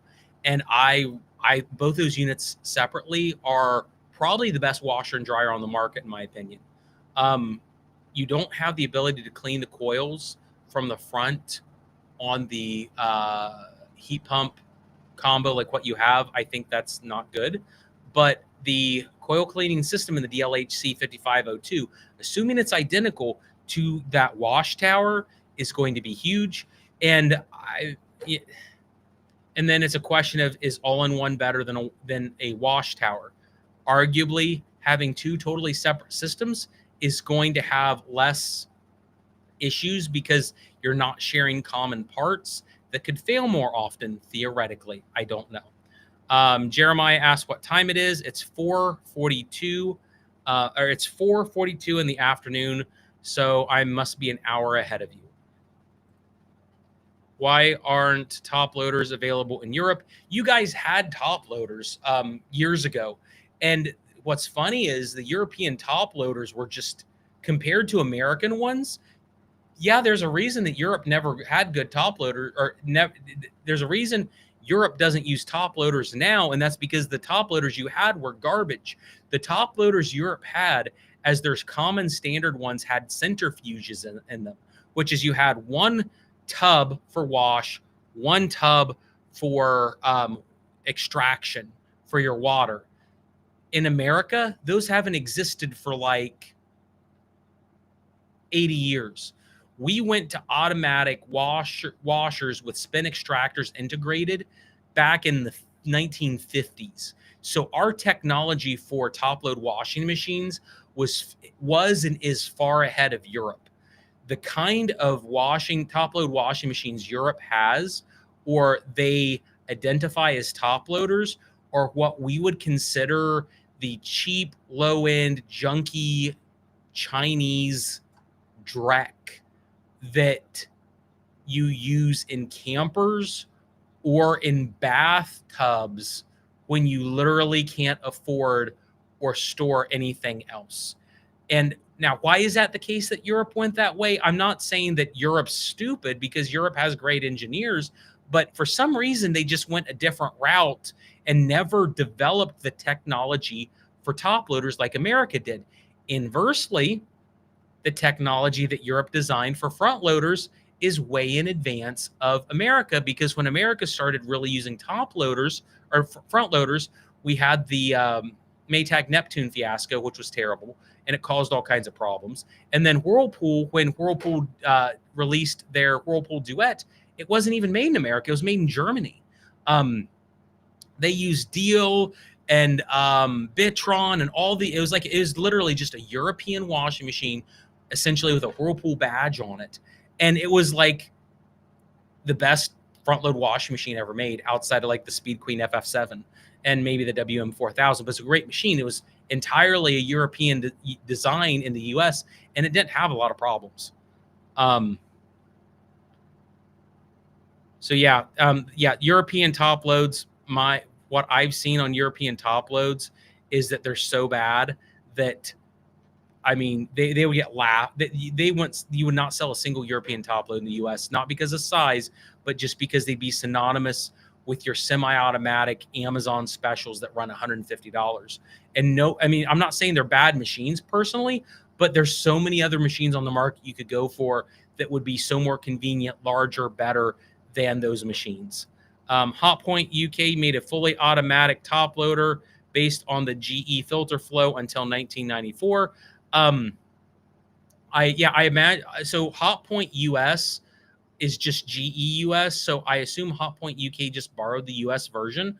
So if you had that GE filter flow design in the UK, then it was going to be exactly like the filter flow was in the US, and that the GE filter flow was an amazing unit. It's very highly regarded in the US. It may be the third or fourth best design that, technicians would talk about, in my opinion. So the specs of the vented measurements are, so those are the dimensions on what the machine are, Nate. But again, you can see both of these if my other camera was charged. But they're both identical, 27 inches wide, 43 tall, 34 deep. It's just going to be a question on rear clearance in terms of how much space you need behind to put the vent. At least that would be what I'm assuming we're getting at here. Let's look at our energy efficiency and see if there's much there. Oh, okay. So I hear the heat pump, and I don't know if you can hear it very well because I got my microphone right here off camera. but the heat pump is going to it's not quite going yet. They're still spinning just a little bit, but you can tell the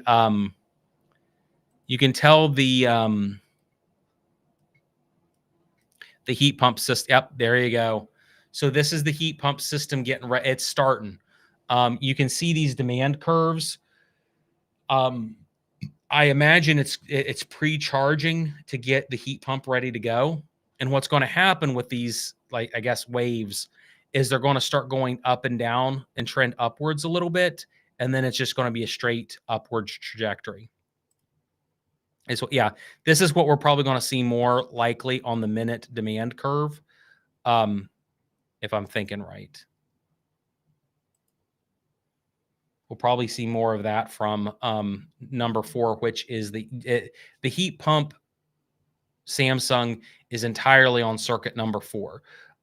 Circuits 1 and 2 are the vented version here. So one leg is maybe your motor and your element, and the other leg may just be the element. I'm not sure. I've never actually graphed this out to know exactly what's going to happen. I do know that when it starts pulling electricity for the heating element, this graph is going to go psychotic, and it's going to pull a incredible amount of electricity. If you looked at the amount of electricity that we were using in terms of like how much the wash took, this is one leg, so you have to multiply by 2. It used maybe 200 watts of electricity on the vented mode to wash and spin your clothes, which is a very good number. Speed Queens and some of your other ones are going to pull about 220, 240. And then your top loads are going to pull 280 to 300. So top loads use more electricity, just straight up than front loaders, but your electricity doesn't really show everything on your wash mode. It's more your dry mode. And that's always the secret that no one tells you about when it comes to appliances, is that the amount of electricity used in dry is a whole lot more than wash. And the problem is the water extraction on your washing is way more important than the amount of electricity it uses to just wash your clothes. It takes 200 watts to wash, but it may take 3,000 watts to dry. And if you can take more water out of your clothes in the spin extraction, then you save a lot more energy than if you used less electricity spinning the wash out, but then you just had to dry it a whole lot more. I hope that makes sense. So yeah, we're still on number 4 here, and this is what the heat pump's going to look like going forward. Is this number is just going to start ramping up, maybe to 1 kilowatt or something close to it. So fun times.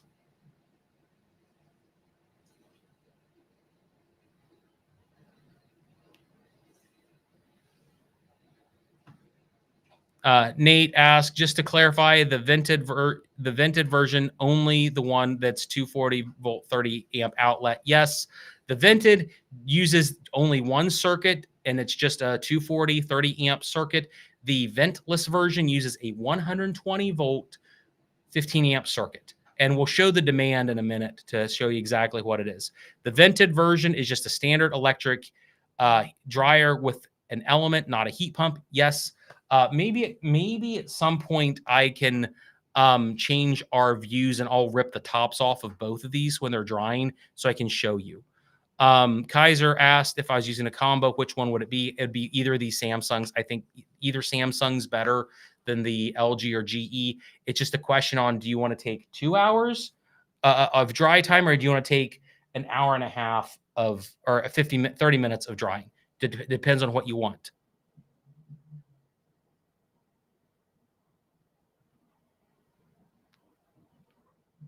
On this, the Samsung Ventless, the time zone may be correct or not.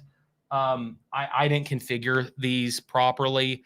The story was, when I started the live stream, Jeremiah, is I had to start it late because the Samsung Ventless version I hadn't used in like 3 months. So it had to download software and restart, and it took 30 minutes. So I couldn't use it for 30 minutes. Yeah, go figure. Nate asked if you had a vent and a 240 volt outlet and wanted to save vertical space, the vented combo is the way to go. I think that's true. I mean, a lot of people are going to tell you 2 units are better than 1, and I would agree that 2 units is better than 1 from a functional standpoint. But at least in what I've looked at with this vented version, the technology in it's good enough to where I don't see a lot of failure points that are going to cause it to fail more than anything else. Yeah, if the motor breaks or the blower the blower system breaks, you're going to be in a world of hurt. But it's going to be that way if the dryer breaks anyway. The only components that they really share is the UI, the tub, and the motor. And then everything else tends to be separate between the units, so it's not a bad idea. And then seems like the use scenario would be to replace an old-fashioned laundry tower that typically only uses the 240 outlet. Generally, yeah. Fetters asked, does this one have the vent? Yes. If you look, and I get out of the way, there's a vent right there on this vented version. The vented version, literally, it's like having an oversized dryer that washes your clothes too. My Dia front load, I don't know. I've never done a my Dia front load test before. The problem with my Dia is if it breaks, who's going to fix it for you? They have 2-year warranty on them. I know some leasing companies that like my Dia because they're super cheap to fix. They may not be bad units from a functional standpoint, but I'm always worried about getting parts and getting stuff serviced. Don't you think front loaders use way too little water to clean well enough? Not to mention using pods in a front loader is a pain in the butt. They almost never dissolve completely. So here's the problem, Joshua. I've done stain tests on every load of laundry for the past 9 months. Every single load of laundry I've done, I have a stain test system. We soil the clothes. I use Department of Energy and whatever the EU uses for stain removal. I've tested top loaders and front loaders 50 times on a spectrograph between top and front loaders. And the thing is, front loaders remove stains better than top loaders every single time. I don't care about water usage. Whatever you say it does or doesn't use doesn't matter. I can't get stains out of clothes better on a top loader than I can a front loader if I'm trying to remove the stains. Now, if I'm trying to do a quick 30-minute wash, some top loads like a Speed Queen TC5 on heavy duty will do a little bit better job than a front loader in 30 minutes. But the front loader is going to be able to handle a lot more laundry, and I can run it for 45 minutes and get a better amount of stains removed in the larger capacity. So it's really about the same amount of time.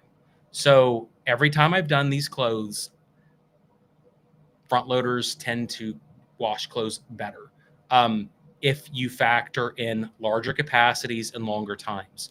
Now, again, if you want to wash clothes for 20 minutes and you think that a top loader is going to beat a front loader, I'd agree with you. If you only have 20 minutes to wash clothes, yes, a 20-minute cycle on a top loader, bashing your clothes with an agitator will get your clothes cleaner than a front loader. But if you can wait 45 minutes or maybe an hour to do a longer load of laundry, a front loader will work better. Especially if you're using a combo and you're using stuff like bubble wash, extra rinse, all these other options and modes that you have on these to run a little bit longer, but you're doing it when you're not home and you know that everything's going to be done when you come home. You start throwing those other options on the units. This has the best stain removal scores of any machine I've ever tried. And it was quite ahead. It was a lot better than the Speed Queen TC5. But because I was able to run it a little bit longer and I didn't have to transmit the clothes. Not to mention water usage. Water usage on a front loader is so much better than a top loader. even when I was doing the TC5 review, where everybody likes TC5s, it's the best classic washer in America. But after getting done with the TC5 review, I would definitely pick a Speed Queen FF7 over a TC5, because guess what? When I did the max runtime on a FF7 and I did all my stain tests with my spectrograph, the FF7 annihilated the TC5 on every load of clothes that I could give it, because when you agitate everything uniformly by taking the clothes and dumping them over, you get a more uniform wash. That's not to say that TC5, if it's getting perfect agitation with a smaller load of clothes, couldn't have better rollover in a shorter amount of time.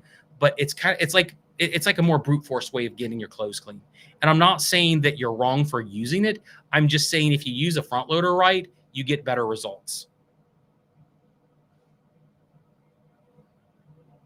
Kevy said it's better to dissolve the pods in hot water if you want to wash in cold water. I think some people try to use pods in the winter on tap cold and expect the pods to dissolve. Yeah, that's where I kind of like auto dispensing technology, whether it's a top load or front load, where you're just using your concentrate like our Tide, which is cheaper. And the thing I'll tell you is when I've used Tide pods in so many of my videos, but I just went to the Oxy Boost in some of the videos for stain removal just to try the auto dispenser. And the Oxy Boost worked just as good, maybe better, used less detergent, and it was half the price. And the thing is, when you consider the cost of detergent to properly clean your clothes, detergent is more expensive than the mechanical cost of your machine, what you paid for it, plus it breaking down. So take that for what it is, but it's true. Soulsburian says powder is best. You can dose properly for each wash. Souls, that's a great comment. I need to try some powder. Powder versus liquid would be a great one, especially if you can get some vintage powder with the old like TSP or whatever the harsh chemicals that you're not allowed to use legally anymore because it's bad for Mother Earth. I wonder how well the bad for Mother Earth stuff washed clothes with, you know?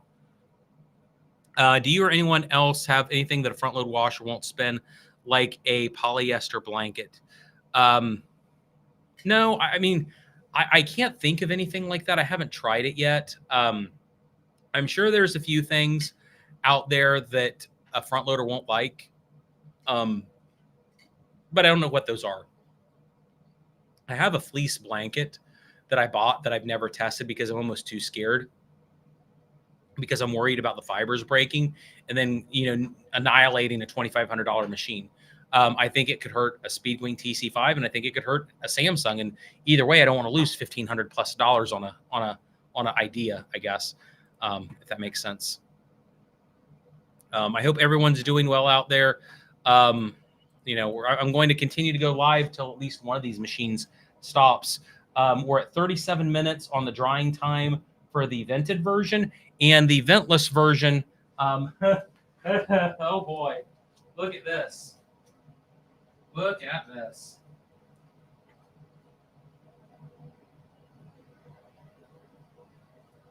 So we're at 1 hour and 40 minutes on the ventless version, and we are at 37 minutes for the vented version. And this is actually about where I guess it should be, because we were estimating an hour and 40 minutes when we started the actual wash on the ventless version, and an hour and 45 minutes roughly on the vented.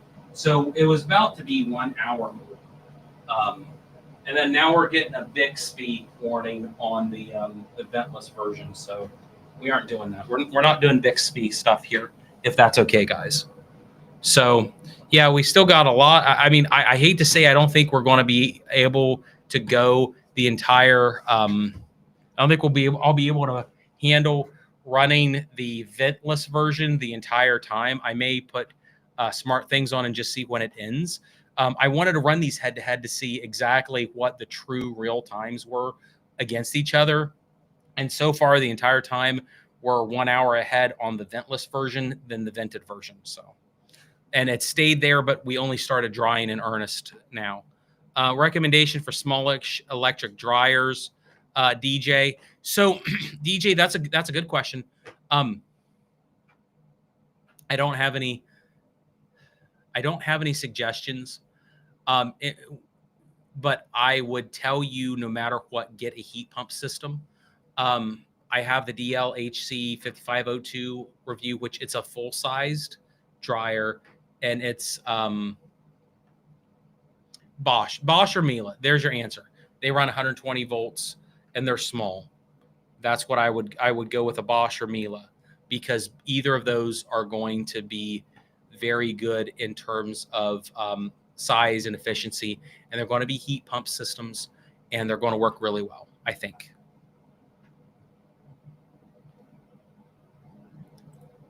What's the difference between cold and tap cold? I don't know. I hate to say I don't know. Tap cold, I know, is going to be quite literally whatever comes from your faucet. So there's no modifications on it.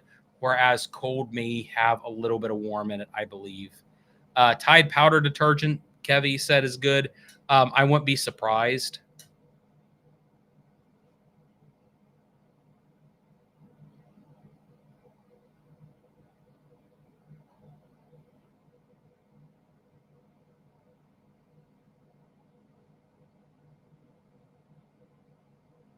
And of course, I'm getting a work call from someone. Go figure.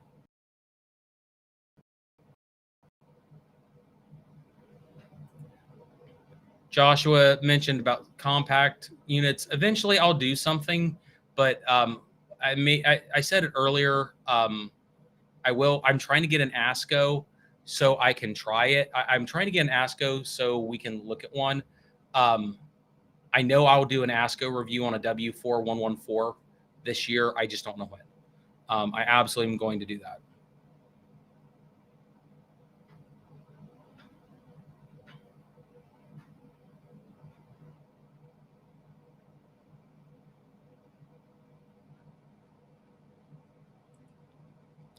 Kaiser asked, are direct drive motors better than belt drive motors? My opinion, yes.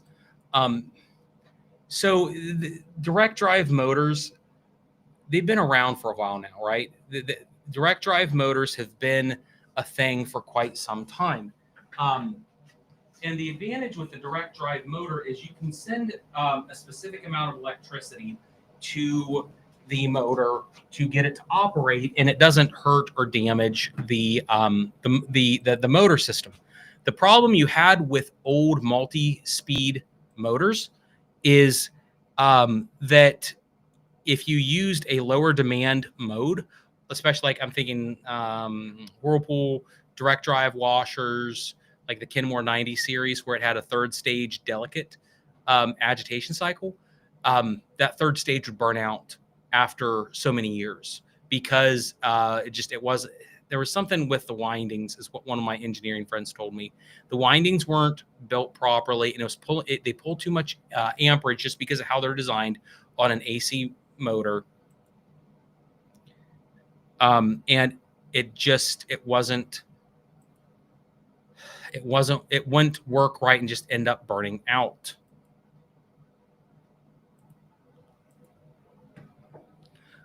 Whereas with a brushless DC motor, that's a direct drive, you can fine tune the amount of electricity you send to it. You saw it on our voltage meter or our wattage meters earlier, and it allows you to absolutely unquestionably fine tune how much spin speed you get and all these other things that make it better, in my opinion. So here is our demand. So this is number 4. So this is our heat pump system. You can see that it's fluctuating and going up a little bit at a time, but this is live.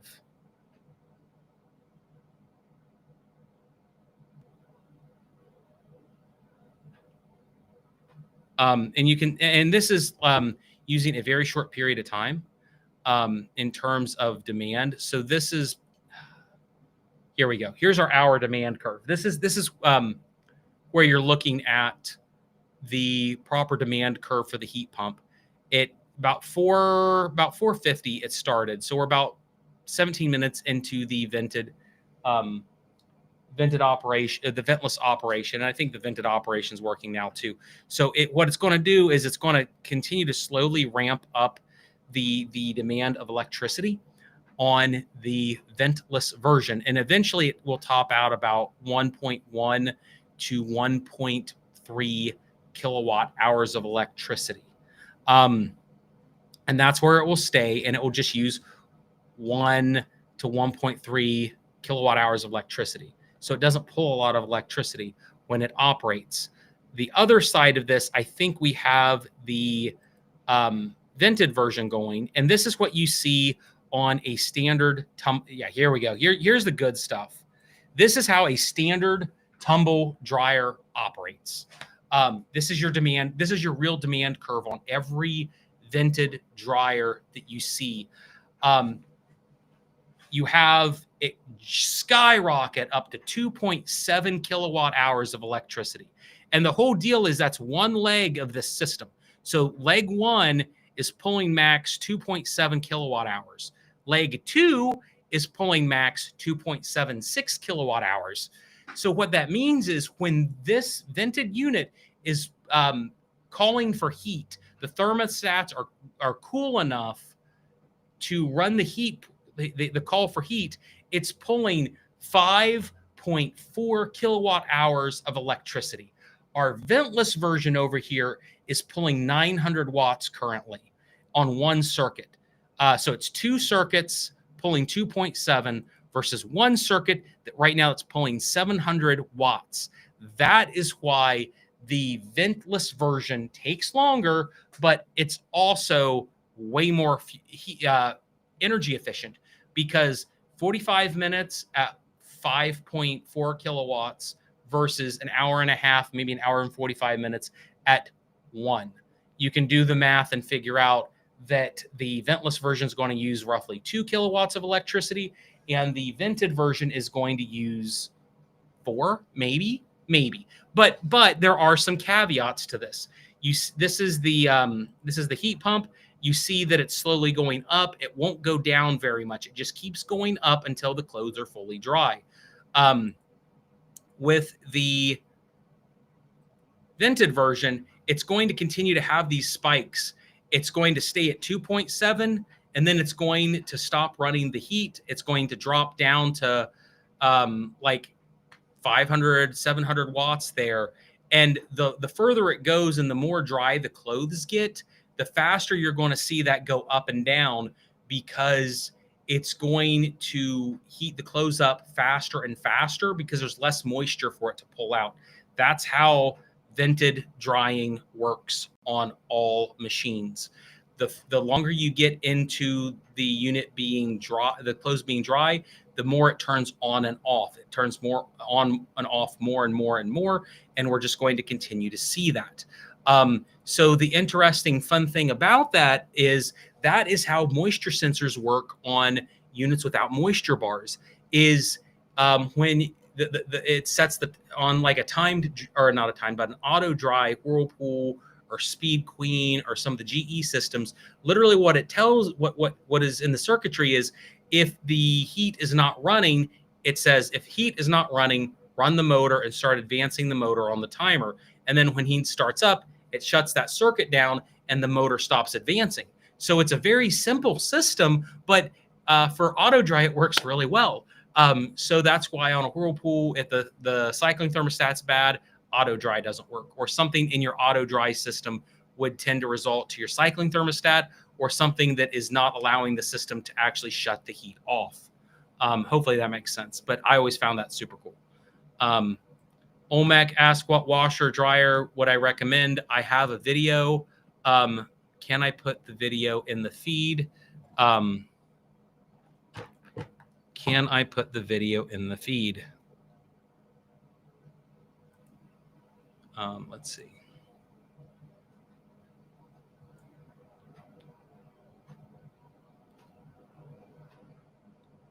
So I had a video recently that I kind of gave a list on the best stuff that I would recommend.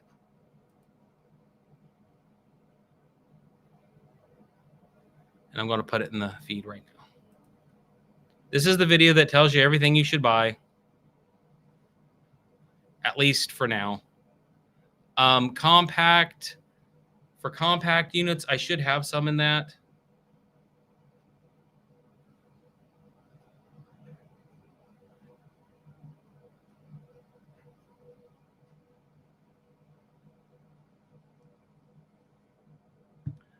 But generally, washer dryer, I say LG tends to be my favorite right now.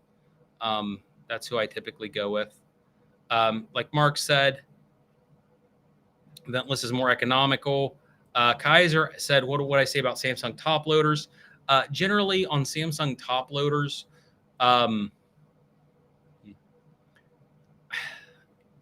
low-end Samsungs I would avoid because they're almost like Midea top loaders. They're just not that great, but the higher-end bespoke may not be that bad. I've used quite a bit of the higher-end Samsungs, and they're fine. We've ran them in the background in comparisons, and they actually wash really well. Longevity is always a question, but when it comes to top loaders, it's hard to find a super reliable top load washer anymore. LG tends to be reliable, and then obviously Speed Queen. So LG, Speed Queen are definitely great top loaders to get. Samsung probably better than Whirlpool right now, or any Whirlpool subsidiaries.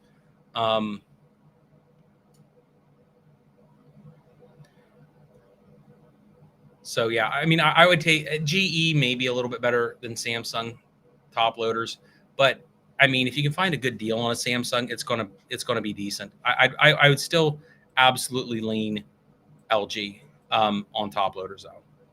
Absolutely lean LG on top loaders still. I'm gonna throw again the links up in the chat on what I'm using in terms of these two units.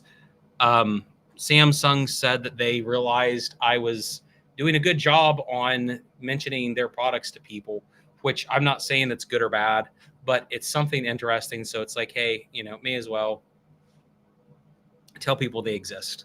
I don't pay, Samsung doesn't pay me to recommend their stuff directly. I get a commission from like Lowe's if it sells through Lowe's or Samsung.com, but I kind of make that regardless. I mean, I could tell someone don't buy this unit, but include a link to it, and they buy the unit I tell you not to buy, and I still would get commission on it.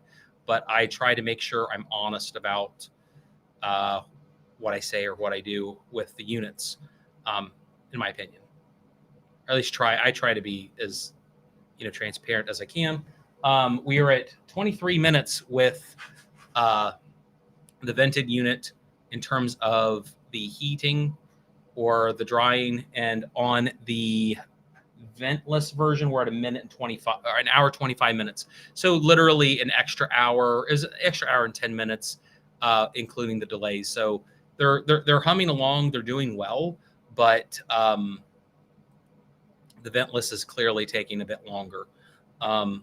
Here's our demand meters. I'm going to jump this up. Here's our demand meter for the ventless system. You can see that it continues to ramp up in terms of the heat capacity, or the amount of electricity used. We're at 800 watts. It's going to continue to go up to probably 1 kilowatt hour or kilowatt per hour, up to 1.2, 1.3. It's just going to keep running. It'll slowly continue to increase because I've ran these before. And any heat pump system is going to do that. If it's an LG or a GE, this kind of demand curve you see is going to be identical. On the vented version, we are continuing to see spikes here and there. It starts, it stops, it starts, it stops. We have the two different legs, and they'll start and stop at the same time because it's not heating one leg or the other.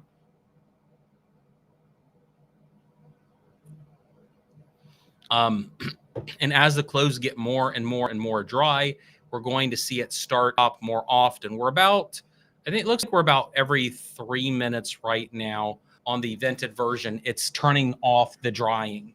That will speed up the frequency, and that also helps tell the moisture sensing system that the clothes are more dry. Although I think this unit has moisture sensor bars in it that would tell it in a far more sophisticated manner, at least, you know. Kaiser says, I want to hear the end of cycle tune on one of the Samsung combo units. I've been wanting to hear it for a long time. Kaiser, I assure you, we only got 20 minutes left. As long as the cameras don't die on me, we will get to the end result of this, and I will zoom the camera in to this so you can see the telemetry once everything's said and done, so you know exactly what happens, Kaiser. So hopefully you can figure it out. Frozen Hot Chocolate asked about the power usage. I hope that I'm explaining the telemetry correctly to you. I have Emporia energy monitors at our main, and what that does is you put an amp clamp on each wire. So we got one on L1 for the vented version, one on L2 for the vented version, and we have another one on the circuit for the ventless version. So that may include some lights in the room, but otherwise it may be like 50 watts passive. So the rest, whatever you get on circuit 4 is the ventless version minus 50 watts. So you can kind of see exactly how those demand curves work on these units. I love when I'm watching our in the background when we do these videos. This is what I'm watching, just to kind of see how things go. I find it fascinating. Maybe no one else does, but I find this stuff super fascinating. And again, it's similar to what you see on the LG and the GE systems, except for the fact the LG system has a way smaller heat pump. So the LGs top out at maybe like right around 800 watts in terms of its what the compressor does. And by comparison on the Samsung, I will tell you it's just getting started. It has another 500 watts of headroom.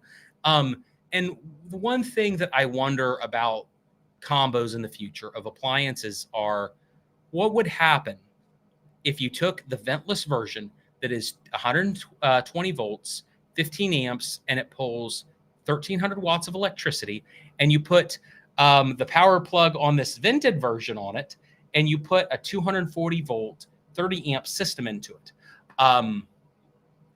What would happen? It would dry a whole lot faster, is the answer. Now, why they don't do that, I asked Samsung why they didn't do that, because in the United States, they don't, but in Korea, they do. And he said it was literally a decision because they wanted people to go to the ventless models instead of gas. It was a bigger market share. But in Korea, they don't use gas for dryers, so they just put it on the 240 volt circuit, because Korea uses 240 volt electricity like Europe does. So there's just more available electricity to run the heat pump on, so they just go with it.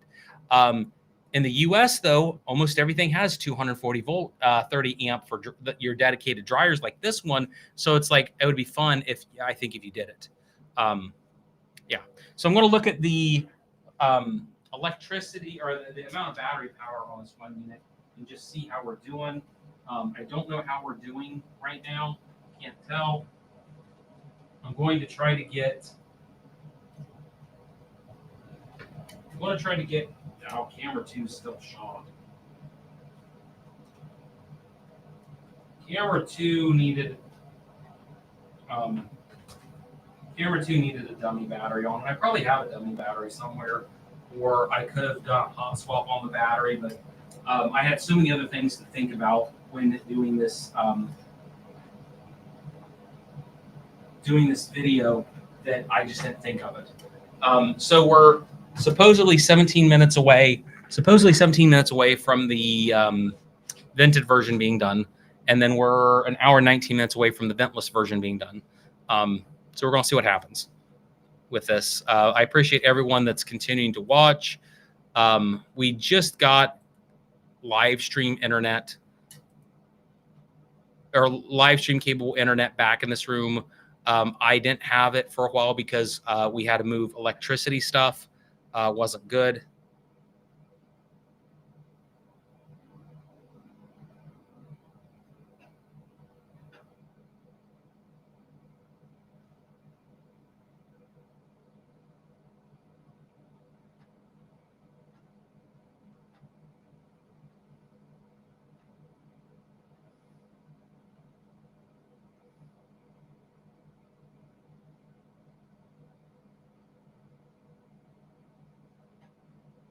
So what we'll do in terms of the live stream is we're at 2 hours. I'm definitely going to let this run down so Kaiser can hear of end of cycle stuff.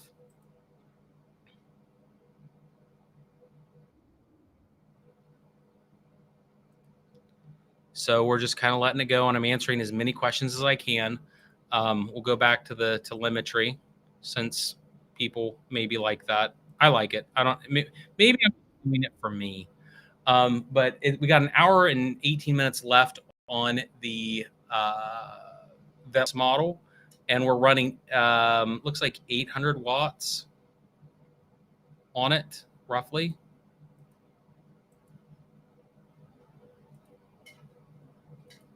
Yeah, 819 watts on the ventless version, and then on the vented version we are running 2.7 kilowatts.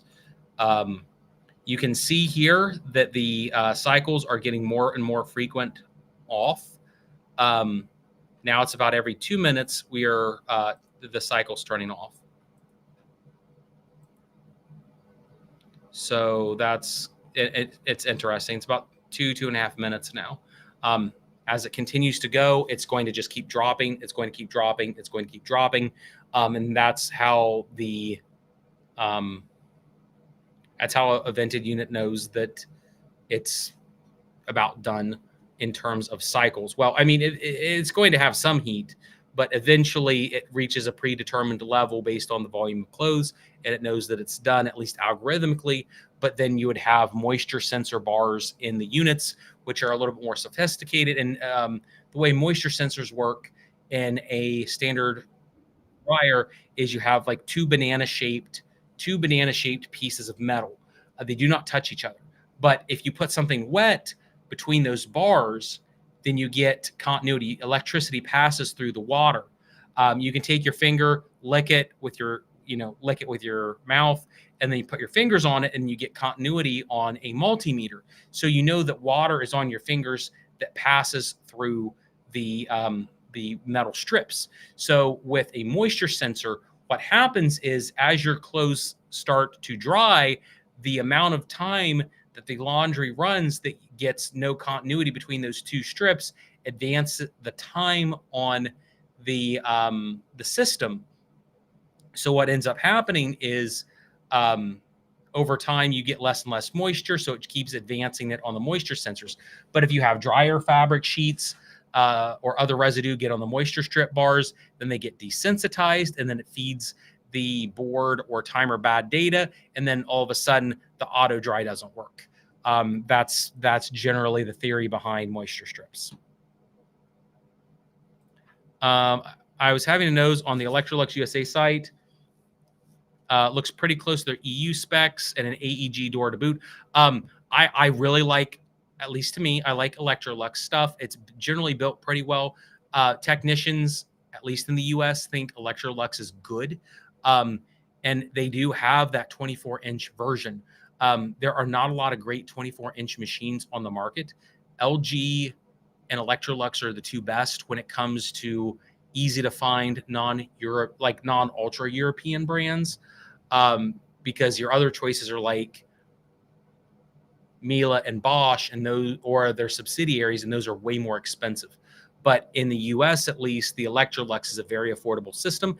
And I will tell you, when it comes to the analytics I did on Electrolux to kind of study what people think about them in the United States, Electrolux across the board had the highest ratings of anything in the United States. Only downside is they don't use brushless DC motors, which probably a little bit more reliable, but louder. Electrolux is going to be a little bit louder, but then a Bosch and a Miele probably are using belt drive systems still too. But yeah, Electrolux USA, the ELF W4222, really good as far as I can tell. No clue about the Haier 3-drum lazy bone system. Hadn't heard of it. Maybe that is a foreign thing, but who knows? Can you expect the same performance with the LG compact washer dryer combo? My question is, does the LG combo have a heat pump in it? A lot of the compact LGs or the GEs or the Whirlpools use condensers to where they don't have the evaporator or the heat pump system. It's like the older style system, and they're much slower. Where a heat pump system may go max 4 hours, a condenser would go 6. If the LG has just a condenser, I would avoid it. The reviews tend for the condenser versions to be absolutely horrible. And I would avoid that if you could. But I'm not sure. It could vary by make and model whether or not you can get the heat pump or not. I mean, and I say that because I don't know if LG makes a 24-inch heat pump. I can't think of one off the top of my head, but I could be wrong. So again, we're continuing to go up on the average rate here. We're about 930 watts of electricity. So it continues to go up on the ventless version. The vented versions continue to cycle on and off. The cycles off are becoming more and more frequent. We got 11 minutes left, but is that really true? Are the clothes going to be dry after 11 minutes? We'll put a scale on this when we're done. I'll get a scale out and we'll weigh the vented clothes to see the exact weight on them in one laundry hamper. We won't go and do the ventless the entire time, just because I don't have an extra hour to run it. But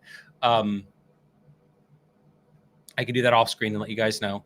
But hopefully it shows you everything, and we get good telemetry off of everything. But my point on doing this was I wanted to do a side-by-side comparison for the video that I'm going to make just on this unit with all the things I found out about it. But I wanted to do like a proof that says this unit really does dry faster, or here's what the actual run time is. And we're almost done. And right now the ventless version is running. It's about an hour and 20 minutes behind the vented version in terms of drying capacity. And hopefully you can see them run a little bit better from this angle. We started the ventless about 7 to 10 minutes ahead of the vented version. So even though there's only a hour gap, it's actually closer to an hour and 10. And who's to say if they're going to run much further than that? Machines love to be liars when it comes to how long they really take to have their clothes done.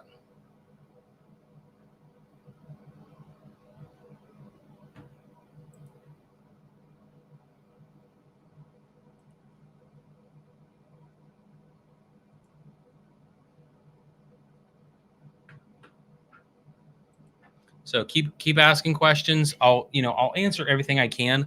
I hope you guys have enjoyed this. Normally on a live stream, I go an hour and a half, and we're at the 2-hour 15-minute mark. And I started late from where I wanted to. I had so much stuff that I wanted to put in the video and couldn't. But I hope you guys like the format. I don't know if I wonder if anyone actually responded or sent any texts on Facebook. I don't know if I saw anything on Facebook Live questions. Oh, okay, so it is there. Yeah, no one asked any questions on Facebook, so that's fun.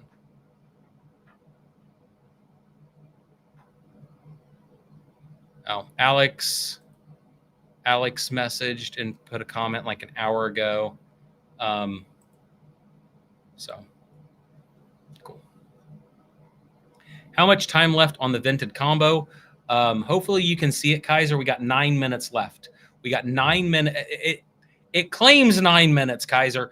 It claims that there's 9 minutes left as of 5:31 p.m. Eastern Standard Time. I say that to sync up your watches because I'm sure there's a delay between when you're asking me the question, when I'm getting the question, and when I'm responding to the question. So at 5:31 p.m. EST, I got 8 minutes left on this, assuming it's right. And when we get down to about 2 minutes, I'm going to pull the shot in on the camera a whole lot, so we can zoom in and kind of see what happens together. I got my microphone here. I don't have my DJI running, so I may take this and move it over a little bit so you can hear it a little bit better potentially. When I put my dryer on Echo Dry, it takes forever, obviously, to use less energy. But do you think this wears out the dryer running so much longer, Kyle? That's a good question. So Echo Dry, depending on the type of dryer, depending on the type of dryer, it may just be air dry, and that's going to be terrible. Does it put more wear and tear on the dryer? Yeah. Is more wear and tear on your dryer better than the less amount of electricity being used? I don't know. That would be very interesting to ask and answer. Kaiser asked or said, I think the vented one is quieter. So what I'm going to do, here's what we're going to do, guys. I'm going to pull out my cell phone and I'm going to pull my trusty, and we're going to do a test here. I'm going to pull my trusty sound meter out. And what we can do is we're going to test. We're going to do a test here on the audio. So I need complete silence from the audience. We'll go with the vented first.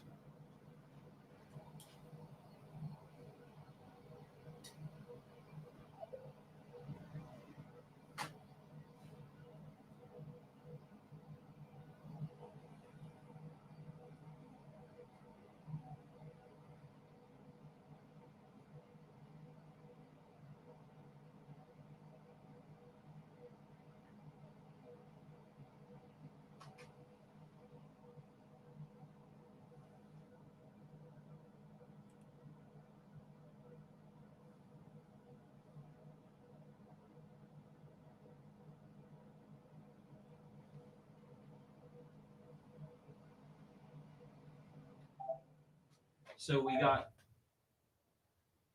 63 decibels on the vented version.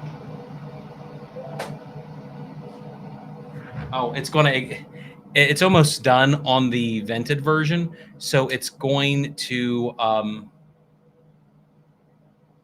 run, I think. We'll see.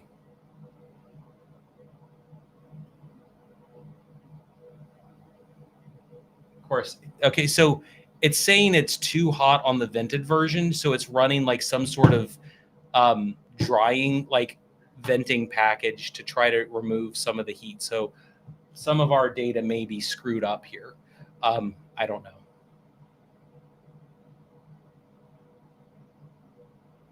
But we had 63 decibels on the vented dryer run.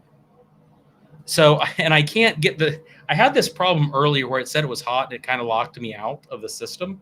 So I cannot pause this, it seems. I don't know if that's a failure of the unit or it's running some sort of cooldown cycle. So what I'm going to do is I'm going to use my trusty Samsung.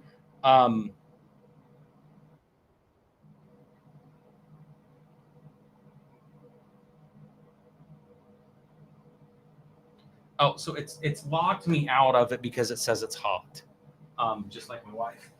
But I can tell you that the fan and everything's still going. This unit's still in operation. It's hot. It's venting. So now it's locked me out of being able to do anything as per the SmartThings app. So I'm waiting for it to run. I got the Ventless version running, and I'm just waiting for this to stop so we can measure the decibel level on the Ventless version. So I can't tell you exactly what the decibel rating is yet. But on the vented version, when we paused the ventless, it ran about 63 decibels. Yes, Kaiser, that's what I've been using Samsung phones for a very long time. I had a Pixel and it died, a Google Pixel.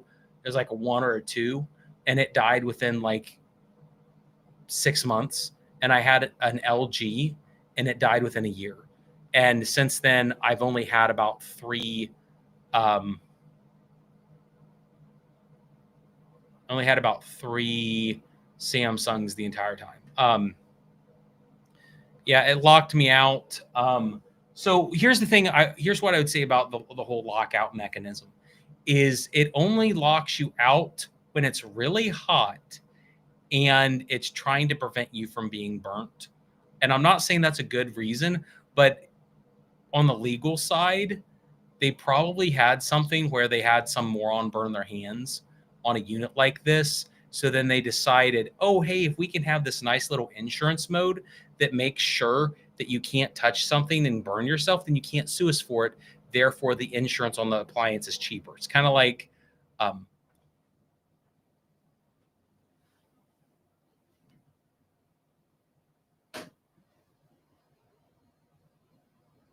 there we go. Speak of the devil.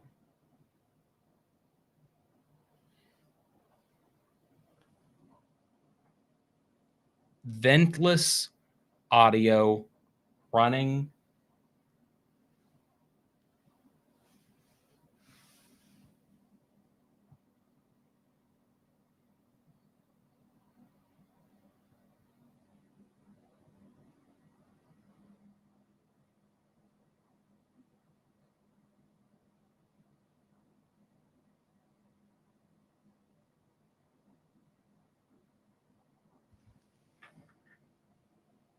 So the vented one is not quieter.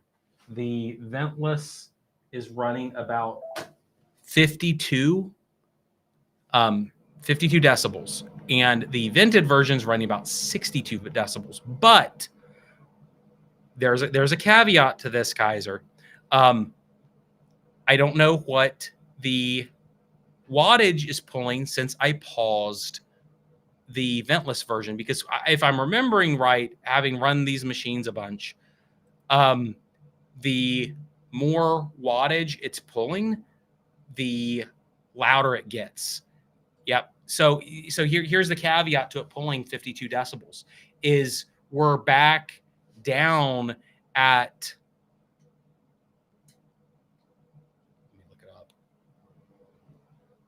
And this is why we'll have to keep running these machines for a little bit longer. We're back at 600 watts demand on the heat pump system. So I've messed things up a little bit here.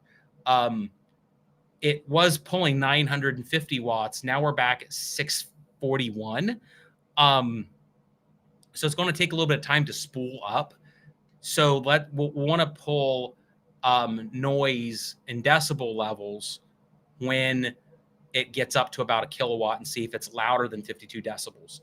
Because my thought would be, oh, the ventless was so much better, but it's got an hour and a minute left to go, and I know it's going to ramp up the wattage a lot. So how much louder is it going to get?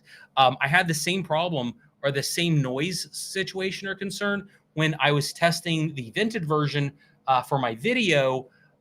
In spin mode, in max spin mode, it was 72 decibels, but I packed it full of 19 pounds of clothes. And the next wash I did, I put 12 pounds in it, and the max decibel level dropped from a peak of 72 down to a peak of like 60, 67. So, so the less clothes you have in it, the quieter it is. With the heat pump, the more wattage it pulls, the louder it's going to get. How much louder? I don't know. So on circuit 1, here we go. This is for the vented dryer. Oh, look, it went back. It went up to 18 minutes. So I restarted the cycle, and it says it's going to take a whole lot longer to get the clothes properly dried. So here's your daytime drama, guys. We got to go allegedly another 17 minutes. Is that because I stopped it and then restarted it? Or is that because it was going to have to readjust it anyway? Will the ventless version have to readjust, given the fact they're both identical amounts of clothes? I don't know.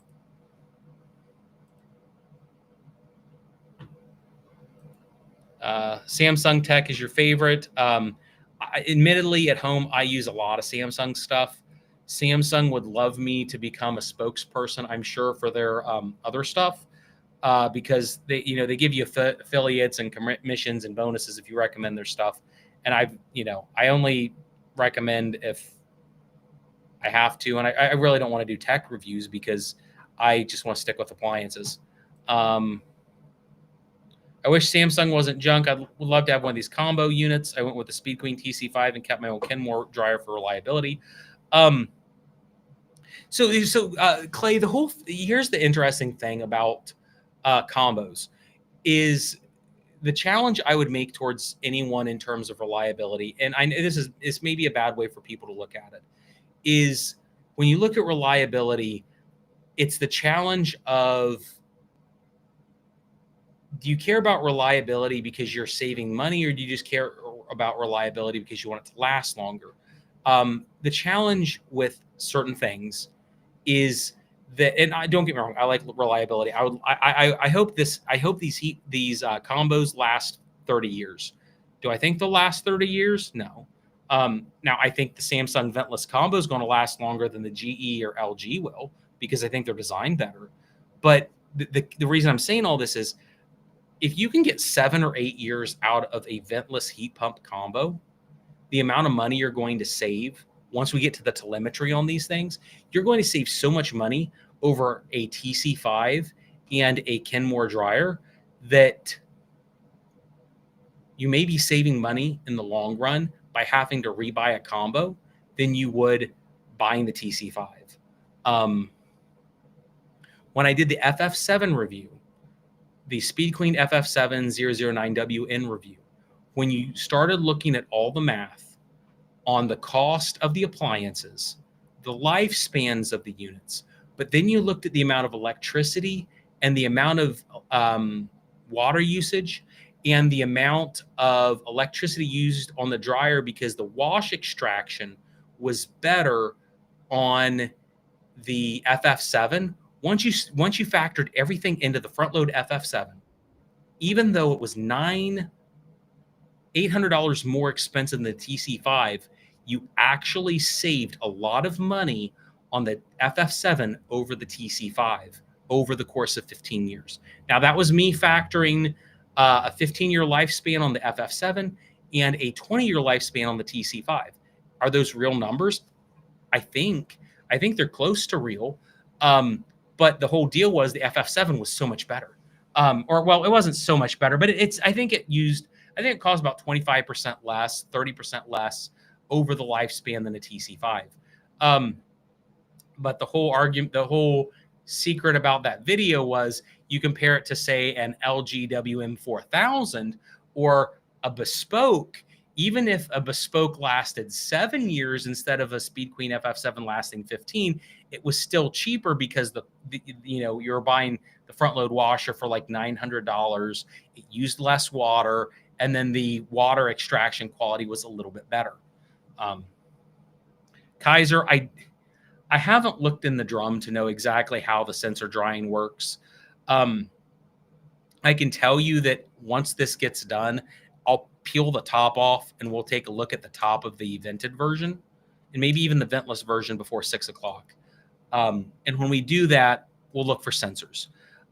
Is there a sensor in the drum like a standard tumble dryer? No, I don't think there is. I don't think there's a physical bar in it that's telling when the moisture is locking on it, but I'm sure there's a sensor in it somewhere, but it's going to be of a different sophistication than what I typically use. Now, one thing I'll tell you, Kaiser, about specifically the Samsung, and I haven't even got to in this video, but I will in the long form video. Oh, it's down to 4 minutes now. So we're at 4 minutes and 55. So we are getting all in. We're looking at about an exact hour difference on a 10-pound load of clothes. But one thing the Samsungs have over the other brands, and I'm not going to tell you that this is like it matters a lot or it matters not at all, or other brands don't have a secret. But one thing the Samsungs do specifically, because they told me at ASTI, was that they have turbidity sensors in the washing machines. All the Samsung bespokes have turbidity sensors in them. And what a turbidity sensor is it uses a small amount of light or laser in like a U-shape. There's this U-shaped device. Your water flows through the U, and then the light pierces that flow of water. It looks at the water wash opaqueness. If it's full of detergent or full of dirt or full of color or full of something that isn't clear water. And it makes a determination between the opaqueness and not, whether or not you still have soil that needs washed out, or you have too much detergent, or you didn't have enough detergent, and it allows for a more optimum wash. And theoretically, it should make for a better system. Turbidity sensors are from dishwashers. Most high-end, or maybe even all dishwashers, have turbidity sensors in them, because if you are rinsing a plate and you're getting a lot of like particulate junk from your dishes into the wash water, you don't want to recirculate that, and you don't want to clean your dishes with more beef stroganoff residue. You want clean water. So it uses a turbidity sensor, good dishwashers do, to know, oh, this water is not full of detergent, it's full of junk. We got to purge it through the water line. And that's why dishwashers end up being very, very, very water efficient. And they're, Samsung at least, and I'm not saying other brands don't do this, but at least Samsung's adopting that for washing machines to make better wash decisions. Whether or not that's happening, we'll see. Just bought your Samsung Ventless combo. Your videos provide peace of mind that I'm getting a decent machine for the Ventless options. I appreciate your video. I appreciate your, hopefully you used my links when you bought the Ventless YPK. I still really like the Samsung Ventless. I know it's not drying as fast as the vented version is here, but if you have the time and you don't care about it taking more time, it's vastly more efficient. And my whole opinion and what I wish would happen is, I just want Samsung to make a 240-volt ventless combo. I think if they do that, you'd have the perfect machine, or at least if you build it very durably, it would be really, really good.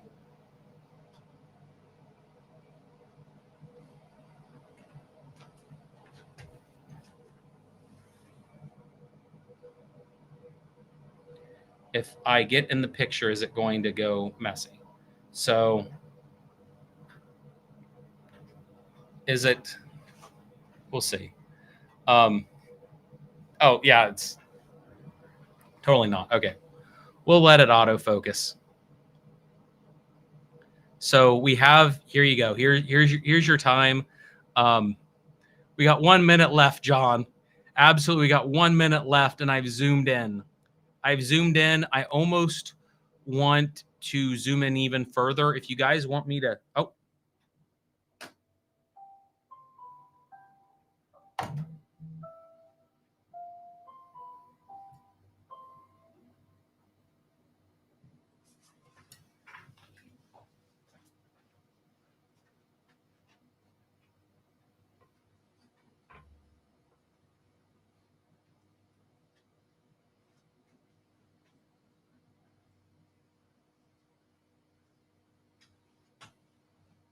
17.7 gallons, 3.6 kilowatt hours. My experience has been that those numbers are always correct.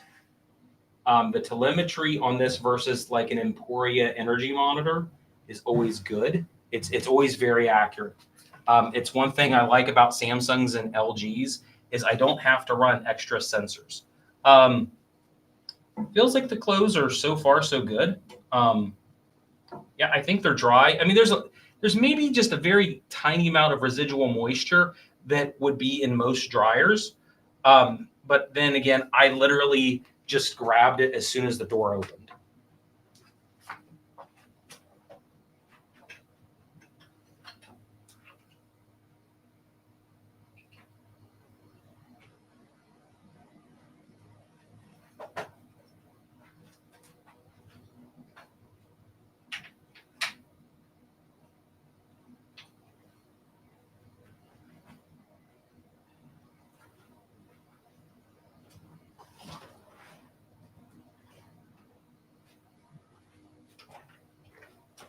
So what I got now is I got my nice little scale. And we're going to tear out the dry weight. If memory serves me right, the tearing out the dry weight, we should have, and I'm not using like a illicit drug accurate gram scale on this. I can't vouch for how accurate the scales are. But if I'm right, we should get about 9.5 pounds roughly on this.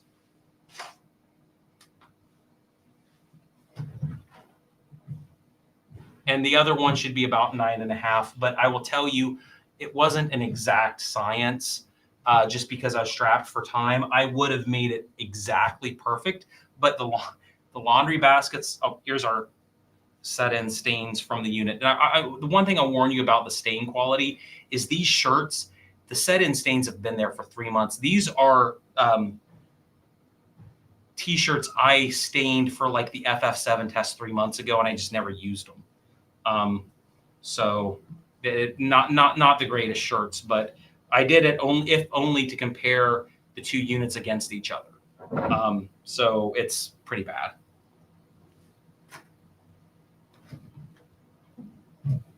And we still got to do the audio test for the Ventless. It's still very quiet. It's not as quiet as it was, but it's still pretty quiet.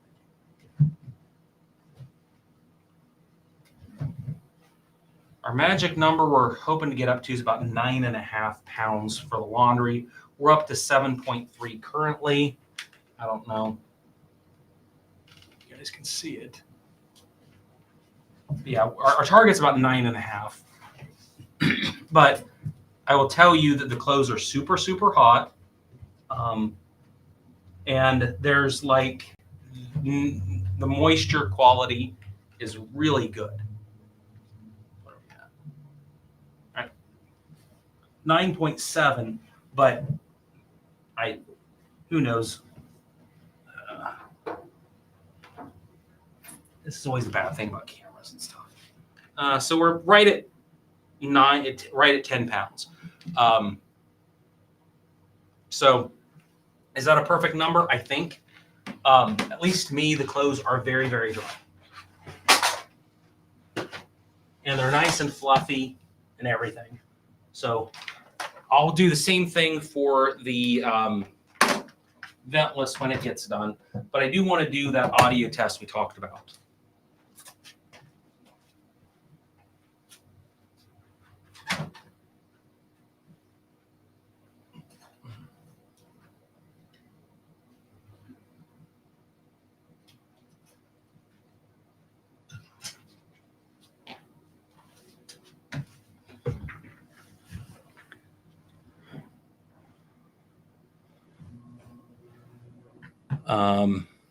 So 3.6 kilowatt hours has to be cheaper than gas. Yeah, and that does include the wash, Cody. What I'll tell you about the test really is people when we argue about appliances, people really discount how much wash extraction is happening in the high RPM spin in this machine. The more water you pull out of the clothes in the spin mode, the less work the dryer has to do. So if you pull, there's very specific math out there on how much electricity or how much heat you have to generate to pull 1 pound of water out of clothes, and it's hundreds and hundreds of watts. I can't remember the exact number, but I think it's like 500 watts for 1 pound of water. So the whole idea is you pull 1 extra pound of water out of clothes, it's more energy than your entire wash and spin cycle, like 2.5 times over. So when you have a top load machine that has an RPM of like 710 RPM versus a front loader with a bigger drum at 1400 RPM, it's a lot more water and it's a lot more savings. What should I be wary about with the ventless combo? Things I should do to make this machine last as long as I can. Clean your vent out behind this every 3 months. Just take a stick vacuum and just ram it in gently and just try to pull any sort of lint out of it. Do that and then clean the drain at the bottom. In my video, on my channel, I have a Samsung bespoke ventless maintenance guide. I have a maintenance guide for it. And the whole deal with that maintenance guide is I tell you all the things you should do. It basically is what Samsung tells you to do, just in video format. And if you do that, cool. And I'll show you. I'll take the top of the Ventless off to show you how easy it is in just a minute, and I'll show you exactly where you need to get that vacuum into, because in this one literally broke for a customer because they never cleaned the filter out whatsoever. But when they never cleaned the filter, it showed us where the failure could be on this type of unit. And it's kind of like an area that I would look at to make sure that it's always taken care of. But cleaning out a Samsung Ventless in a problem area, in my opinion, is like 10 times better than the LG or the GE system, which is why I say I like it more than the other ones.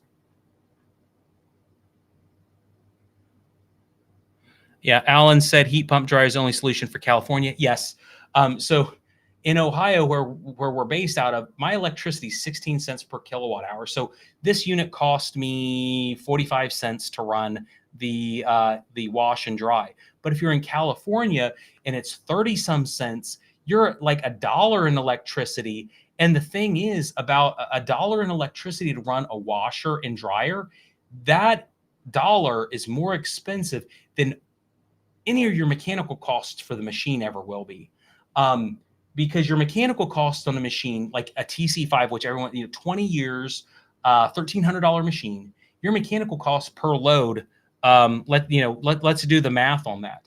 If you're, let's say you have a TC5, and I'm just throwing this math out there because I trust you guys not to cancel me for it, but let's say you have a TC5 and you're running the machine 5 times a week, 5 times a week, 52 loads, or 52 weeks a year. So you're at 260 loads per year, and you're running that machine for 20 years. You're at 5,200 loads of clothes. 5,200 loads of clothes, which is a huge amount of laundry for anybody to do. 5,200 loads of clothes, and you're at $1,400 landed cost for a top load speed queen. $1,400 times 5,200 loads of clothes, you're at about 27 cents of mechanical efficiency per machine for that machine. 27 cents cost on the mechanical machine.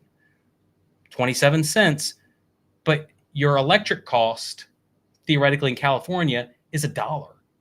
So even with the super low mechanical costs, the electric cost is way higher, because your mechanical costs, let's say your mechanical costs on, let's say, a Samsung bespoke washer, not the heat pump system, or no, let's go heat pump, ventless heat pump system, $2,000. How long does this machine last? Let's say it's junk and it lasts 5 years. Let's say it lasts 5 years. So 5 loads of clothes a week, 52 weeks, times 5 years, you're only getting 1,300 loads of clothes in it, wash and dry every year. But it breaks down in 5 years. It's a piece of crap. You didn't maintain it, or you did, and whatever. So you're at 1,300 loads of clothes. You're at about $1. You're a little over $1 on your mechanical costs on the combo, but your electrical costs are significantly lower. If you combined your mechanical costs and your electrical costs, the bespoke is going to end up being better, because the total part we didn't even talk about with the TC5 example is we didn't include the price of a dryer in it. DC5 is going to be another $1,300. So your mechanical cost wash and dry is going to be probably closer to like 52 cents. And then your electric cost is going to be $1. Your mechanical costs on the bespoke are going to be about $1.10 at 5 years. But your electric costs are going to be like 40 cents. So in the end, the mechanical cost versus the electrical cost on 20 years versus 5 is about equal, but that didn't include your water costs. That didn't include your detergent costs. And that assumes the Samsung is a huge piece of garbage at 5 years.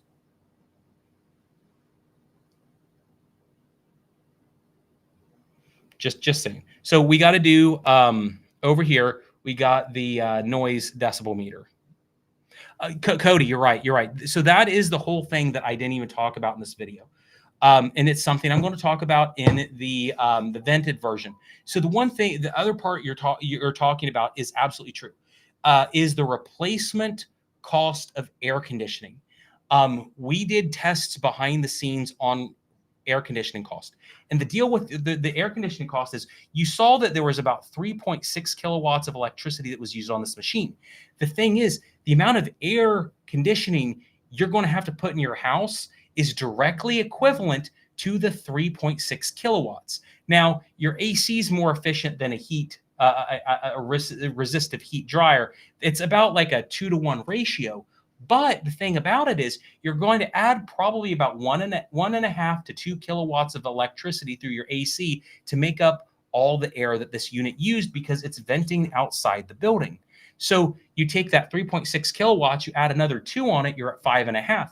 But the vented unit over here is not drawing any air from the room. It's, if anything, it's probably dehumidifying it. So you're using about 5 kilowatts of electricity all in on the vented version. And by the time that everything's said and done on this ventless version, you're probably running 2 kilowatts. So even at 15 cents per kilowatt hour of electricity, this will save 50 cents per load of clothes versus the vented version. And that is something that has to be discussed in a long form video.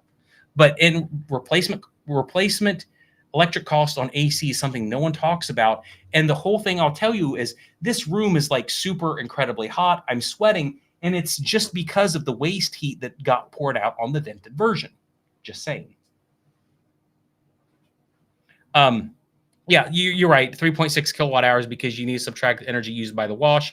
And it was about 200 watts on the wash and the spin.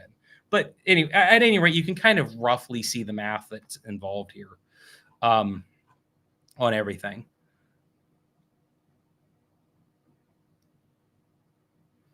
So audio test.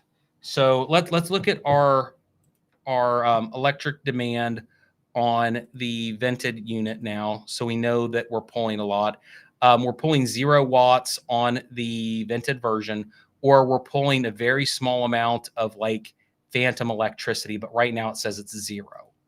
Let's go over to graph 2. It's also 0. So 2 pulls, the second leg pulls the UI. So there's 5 watts every so often. Well, until it went to standby or turned off. And then heat pump, we are at 900 watts roughly for the heat pump. Roughly. And we got 36 minutes left on the heat pump version. And I don't have enough time to let it go all the way. I'll be able to check it on my SmartThings app to see when it gets done. So let's do the sound test, and I'm going to get ready to close this out.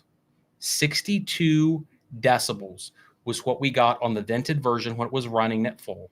We got 62 on the vented, 52 on the ventless earlier, but my theory was it had to ramp up the electricity to make it truly equivalent.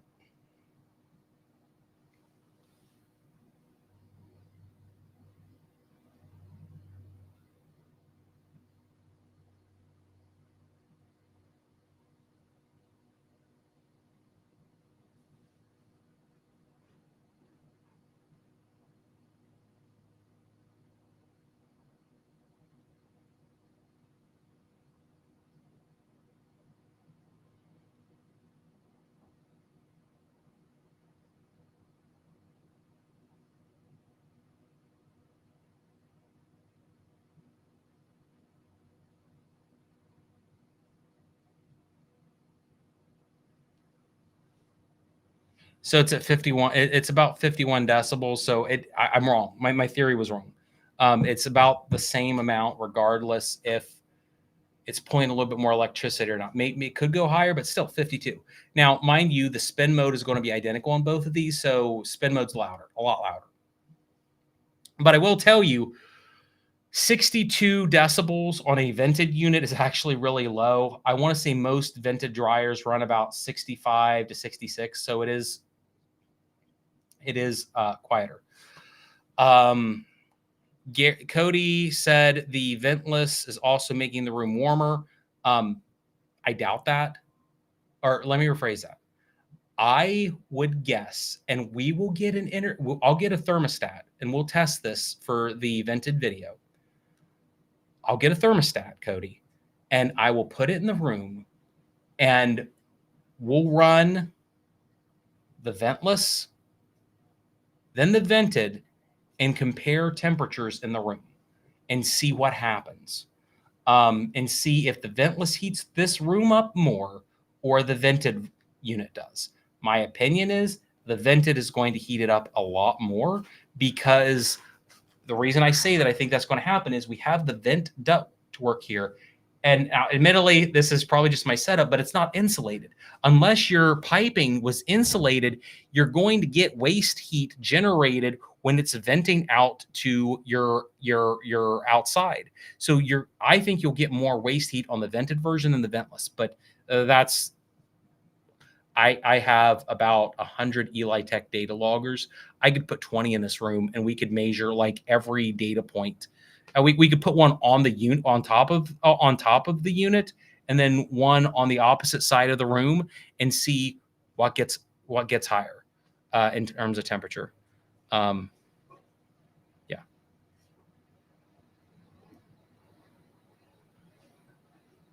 shares tech connections heat pump playlist. I like tech connections. I was just talking to another big appliance guy about how smart Alex is. I've never met Alex, but I'd love to meet Alex. I would fangirl if I met Alex. Alex knows a whole lot more about this stuff than I do, at least from the ability to do more concentrated deep dives. My problem is there is only so far I can go on a heat pump deep dive, just because I have so many other business things going on, that as much as I'd love to nerd out about one specific heat pump or just heat pumps in general,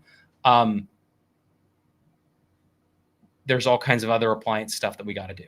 And that's not, and the reality is I would never do anything justice nearly as much as Alex would on heat pumps or dishwashers.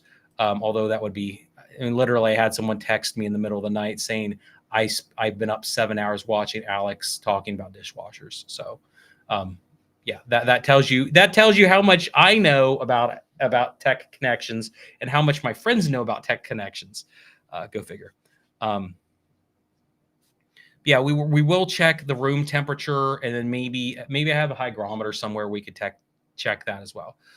There's a lot of different things that we can do. I'll take maybe questions for like another 5 minutes, and then I got to go because this room has no AC in it regardless. And I'm in this 3-piece suit, and it's rough. About how much the ventless impacts the room temperature. I thought it'd make the room more humid, but the humidity is self-contained. So I can only talk to you about this frozen based off of non-scientific data. And I will tell you that I don't feel like the room got more humid when I ran the ventless unit. Quite frankly, I feel like the room is far higher moisture. I feel like the moisture content is up more because of the vented unit than the ventless. But I tell you that only because I probably did not pipe it right and it's leaking. And if I used a higher quality vent, like a mag vent, then it probably would be better. And that's another thing I'll mention in the vented video is you want to use a super high quality vent if you're going to buy the vent. So use a high quality vent, use a mag vent, use anything that is insulated or at least very thick. The one thing I told you we'd do is I'm going to, as long as the camera lasts and I can move my mic just a little bit. I have my DJI, but I don't know if my DJI will work properly. Maybe it will. Maybe my DJI will work and we can do this remotely. But if not, I apologize. But what we're going to do, if I can get this right,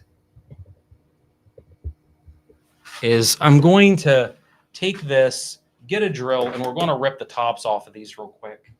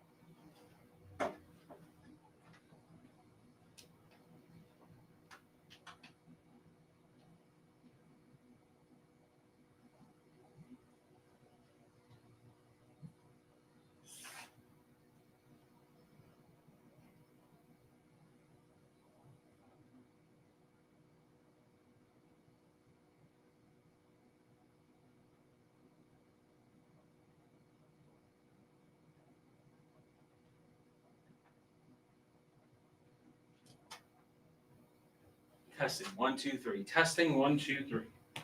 Okay, so if I'm doing this right, I've restored connection to the other camera that I have here. Yes, I did.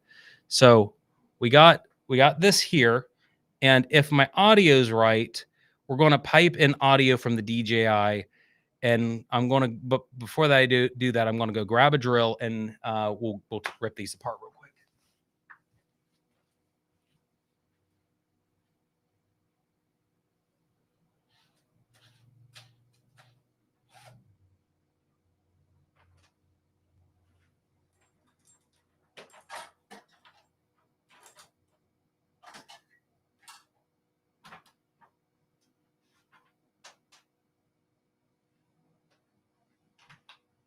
So don't go anywhere yet, guys.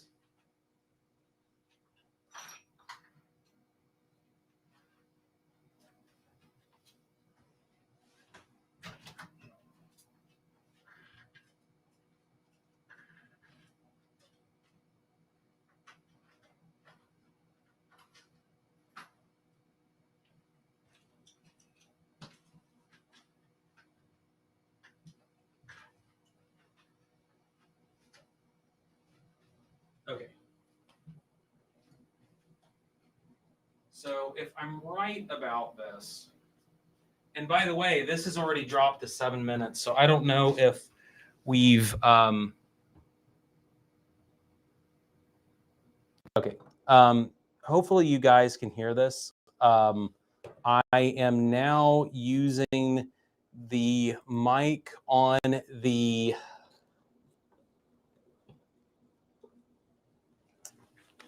my DJI mic now, and I'm using a different camera.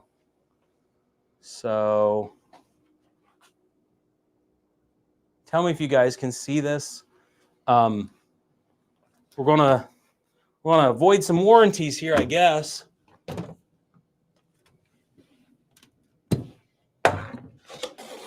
So what I'll say about these units is I've tore the Ventless apart in other videos, whether I really showed it or demonstrated it. I've ripped most of it down. I ripped the LG heat pump dryer all the way down. I loved the way that the DLHC worked. But now, mind you, I'm only showing you a widescreen here, so you know what I'm doing. You can kind of see what I'm doing, but we're going to bring a much tighter focus in on this once I remove the panels. I just didn't want the pressure of it being close up to show any mistakes that I may have.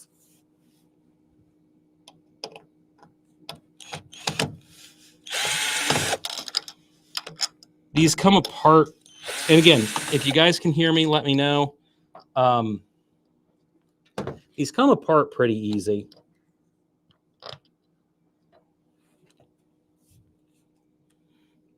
I've already unplugged power to the ventless or the vented version, so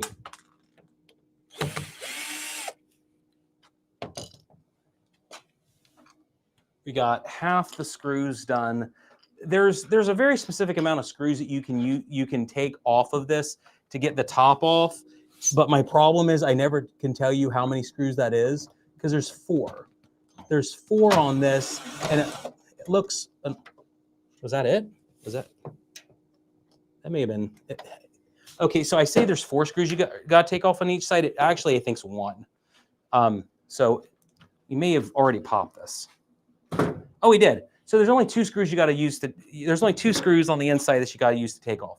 So we're going to take this off. I'll show you the top, and then we'll do a review on the filter housings on these because I think the filter housings are super compelling.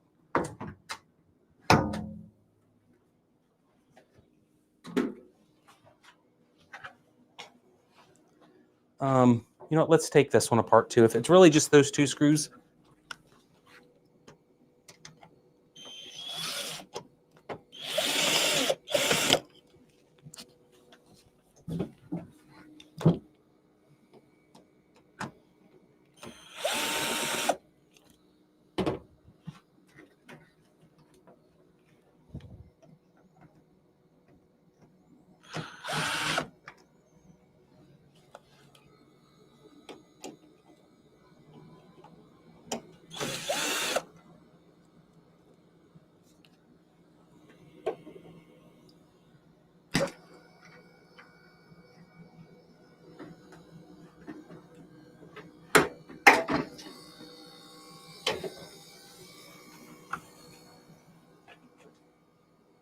See, it's not that hard. Not that hard, guys. So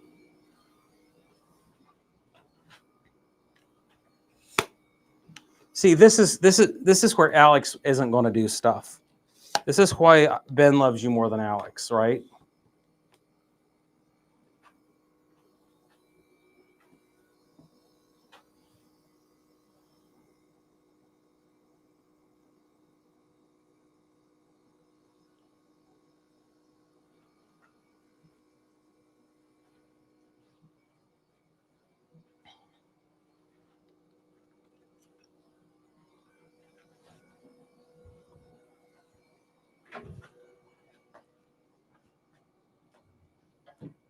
Okay, so hopefully you guys can hear me. This is what we're looking. This is what you look at when you take these things apart. I'm not saying we're looking at the real true guts of the machines, but it's pretty stinking close.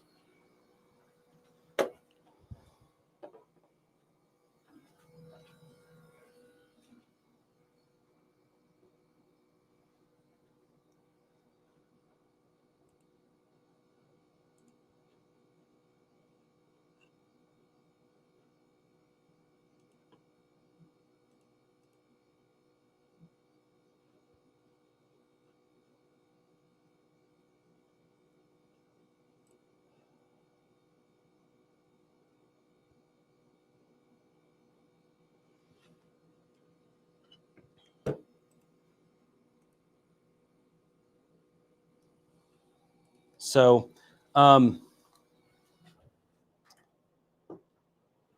seen if I have other cameras and stuff.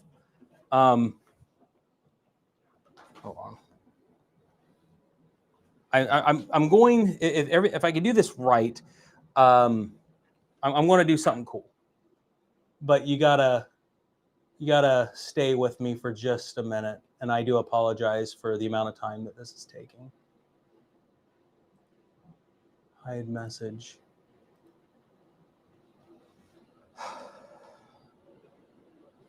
I promise. I'm going to do I'm trying to do a dual camera link here. One with my cell phone with audio off, using the DJI. So we'll have one camera here, and then we'll have another one that is.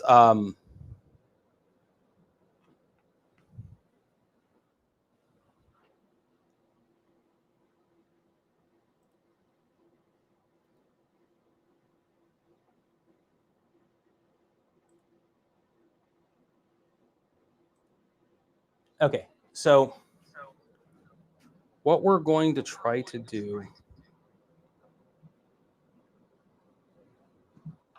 Hopefully this works, guys, and I apologize if it doesn't. But here's what you see on it.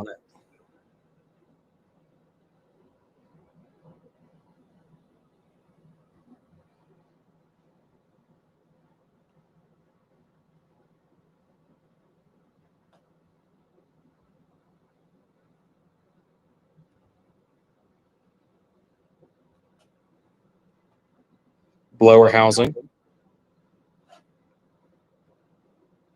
run cap, control board, resistive heating element. I have not taken the heating element apart, but here's your inputs for it. There are 3 wires to it.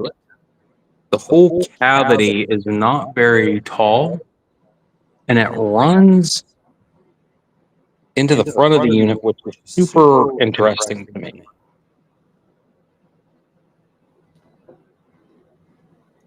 Flow meter, extra solenoid for water,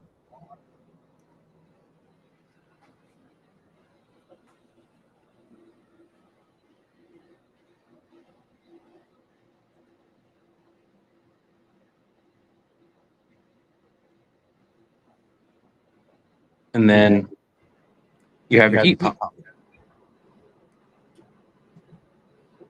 compressor. You do have a fan or a fan. If you're watching and wondering about heat pump maintenance, this is the rear side of it. This is where you will have lint build up.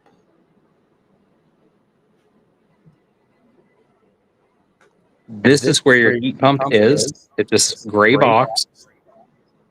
And it's that entire size, or that whole thing. Once you get the screws out, you can just literally swap it up and out, but it's like 30 screws. It isn't fun.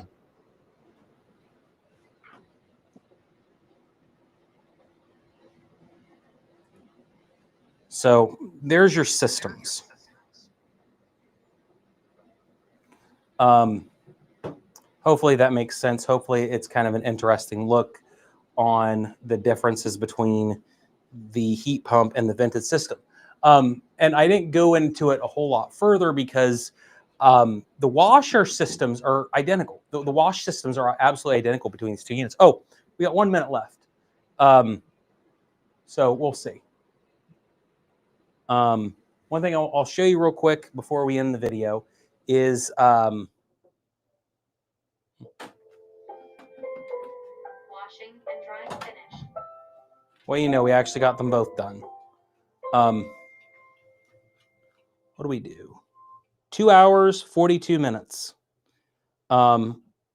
is what the heat pump version did, and the non-heat pump version, or the vented version, I don't know if I still have telemetry on it to know. I can look at the different things, but I only used 1.1 kilowatt of electricity, so that was actually very good. It's weird, Fab, you're the only one talking. I didn't mute anyone else. But we can check the telemetry on this in just a minute. The one thing I wanted to show you, I mean, the telemetry is right there.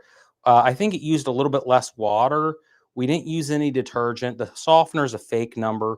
There's a lot more moisture rolling off of this than the vented version, but I'd kind of expect that.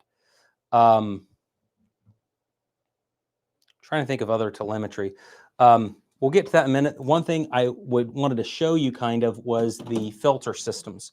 There are different filter systems in these units. Here's your lint filter on the Ventless. It uses a fine mesh filter.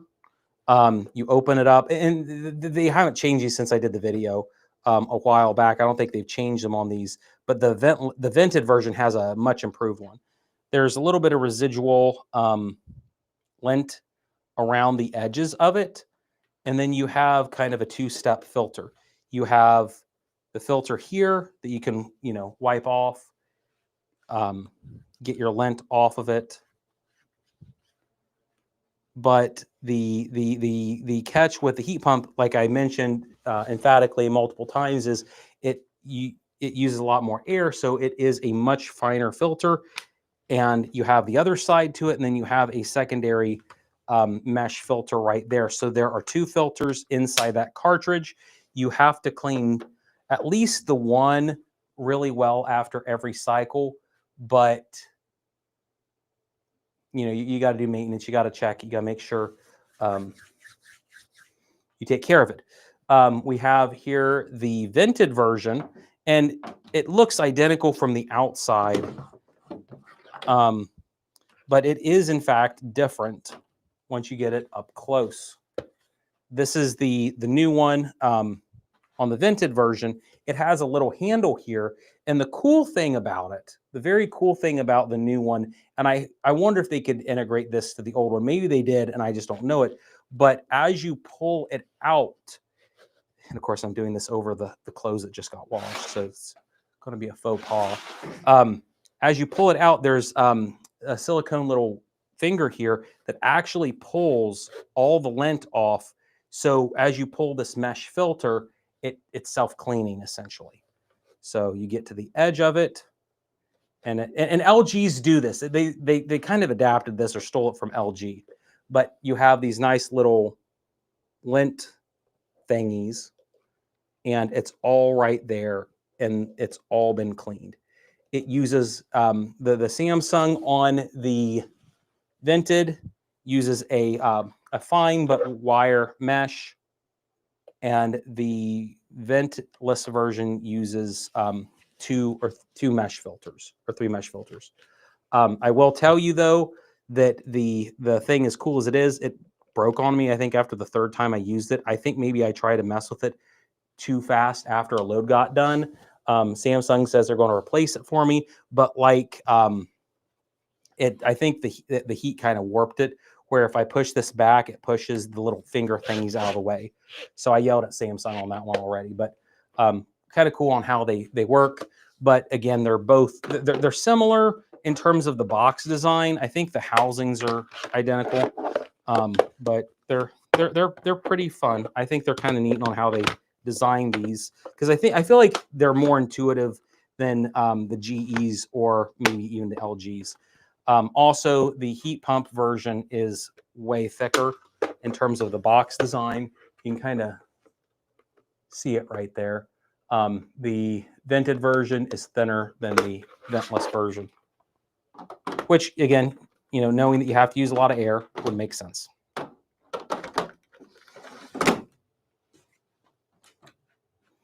So again, 3.6 kilowatt hours electricity versus 1.1. But the vented version got done about an hour ahead, and we did the whole sink and stream live. I hope you guys could hear me okay when we did all this. I didn't have as much time to prep for this as I was hoping, but I don't know. Maybe it went okay. If there's any other questions?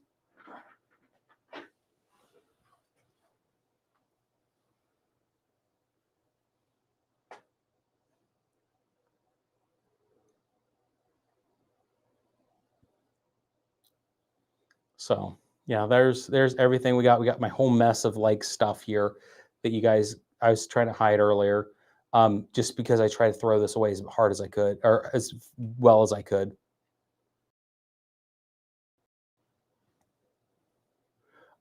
Nate's from Ohio. So yeah, if you're in Southern Ohio, the way your vernacular is like significantly different. And my family grew up in the holler, so I've checked a lot of that, or kept a lot of that vernacular.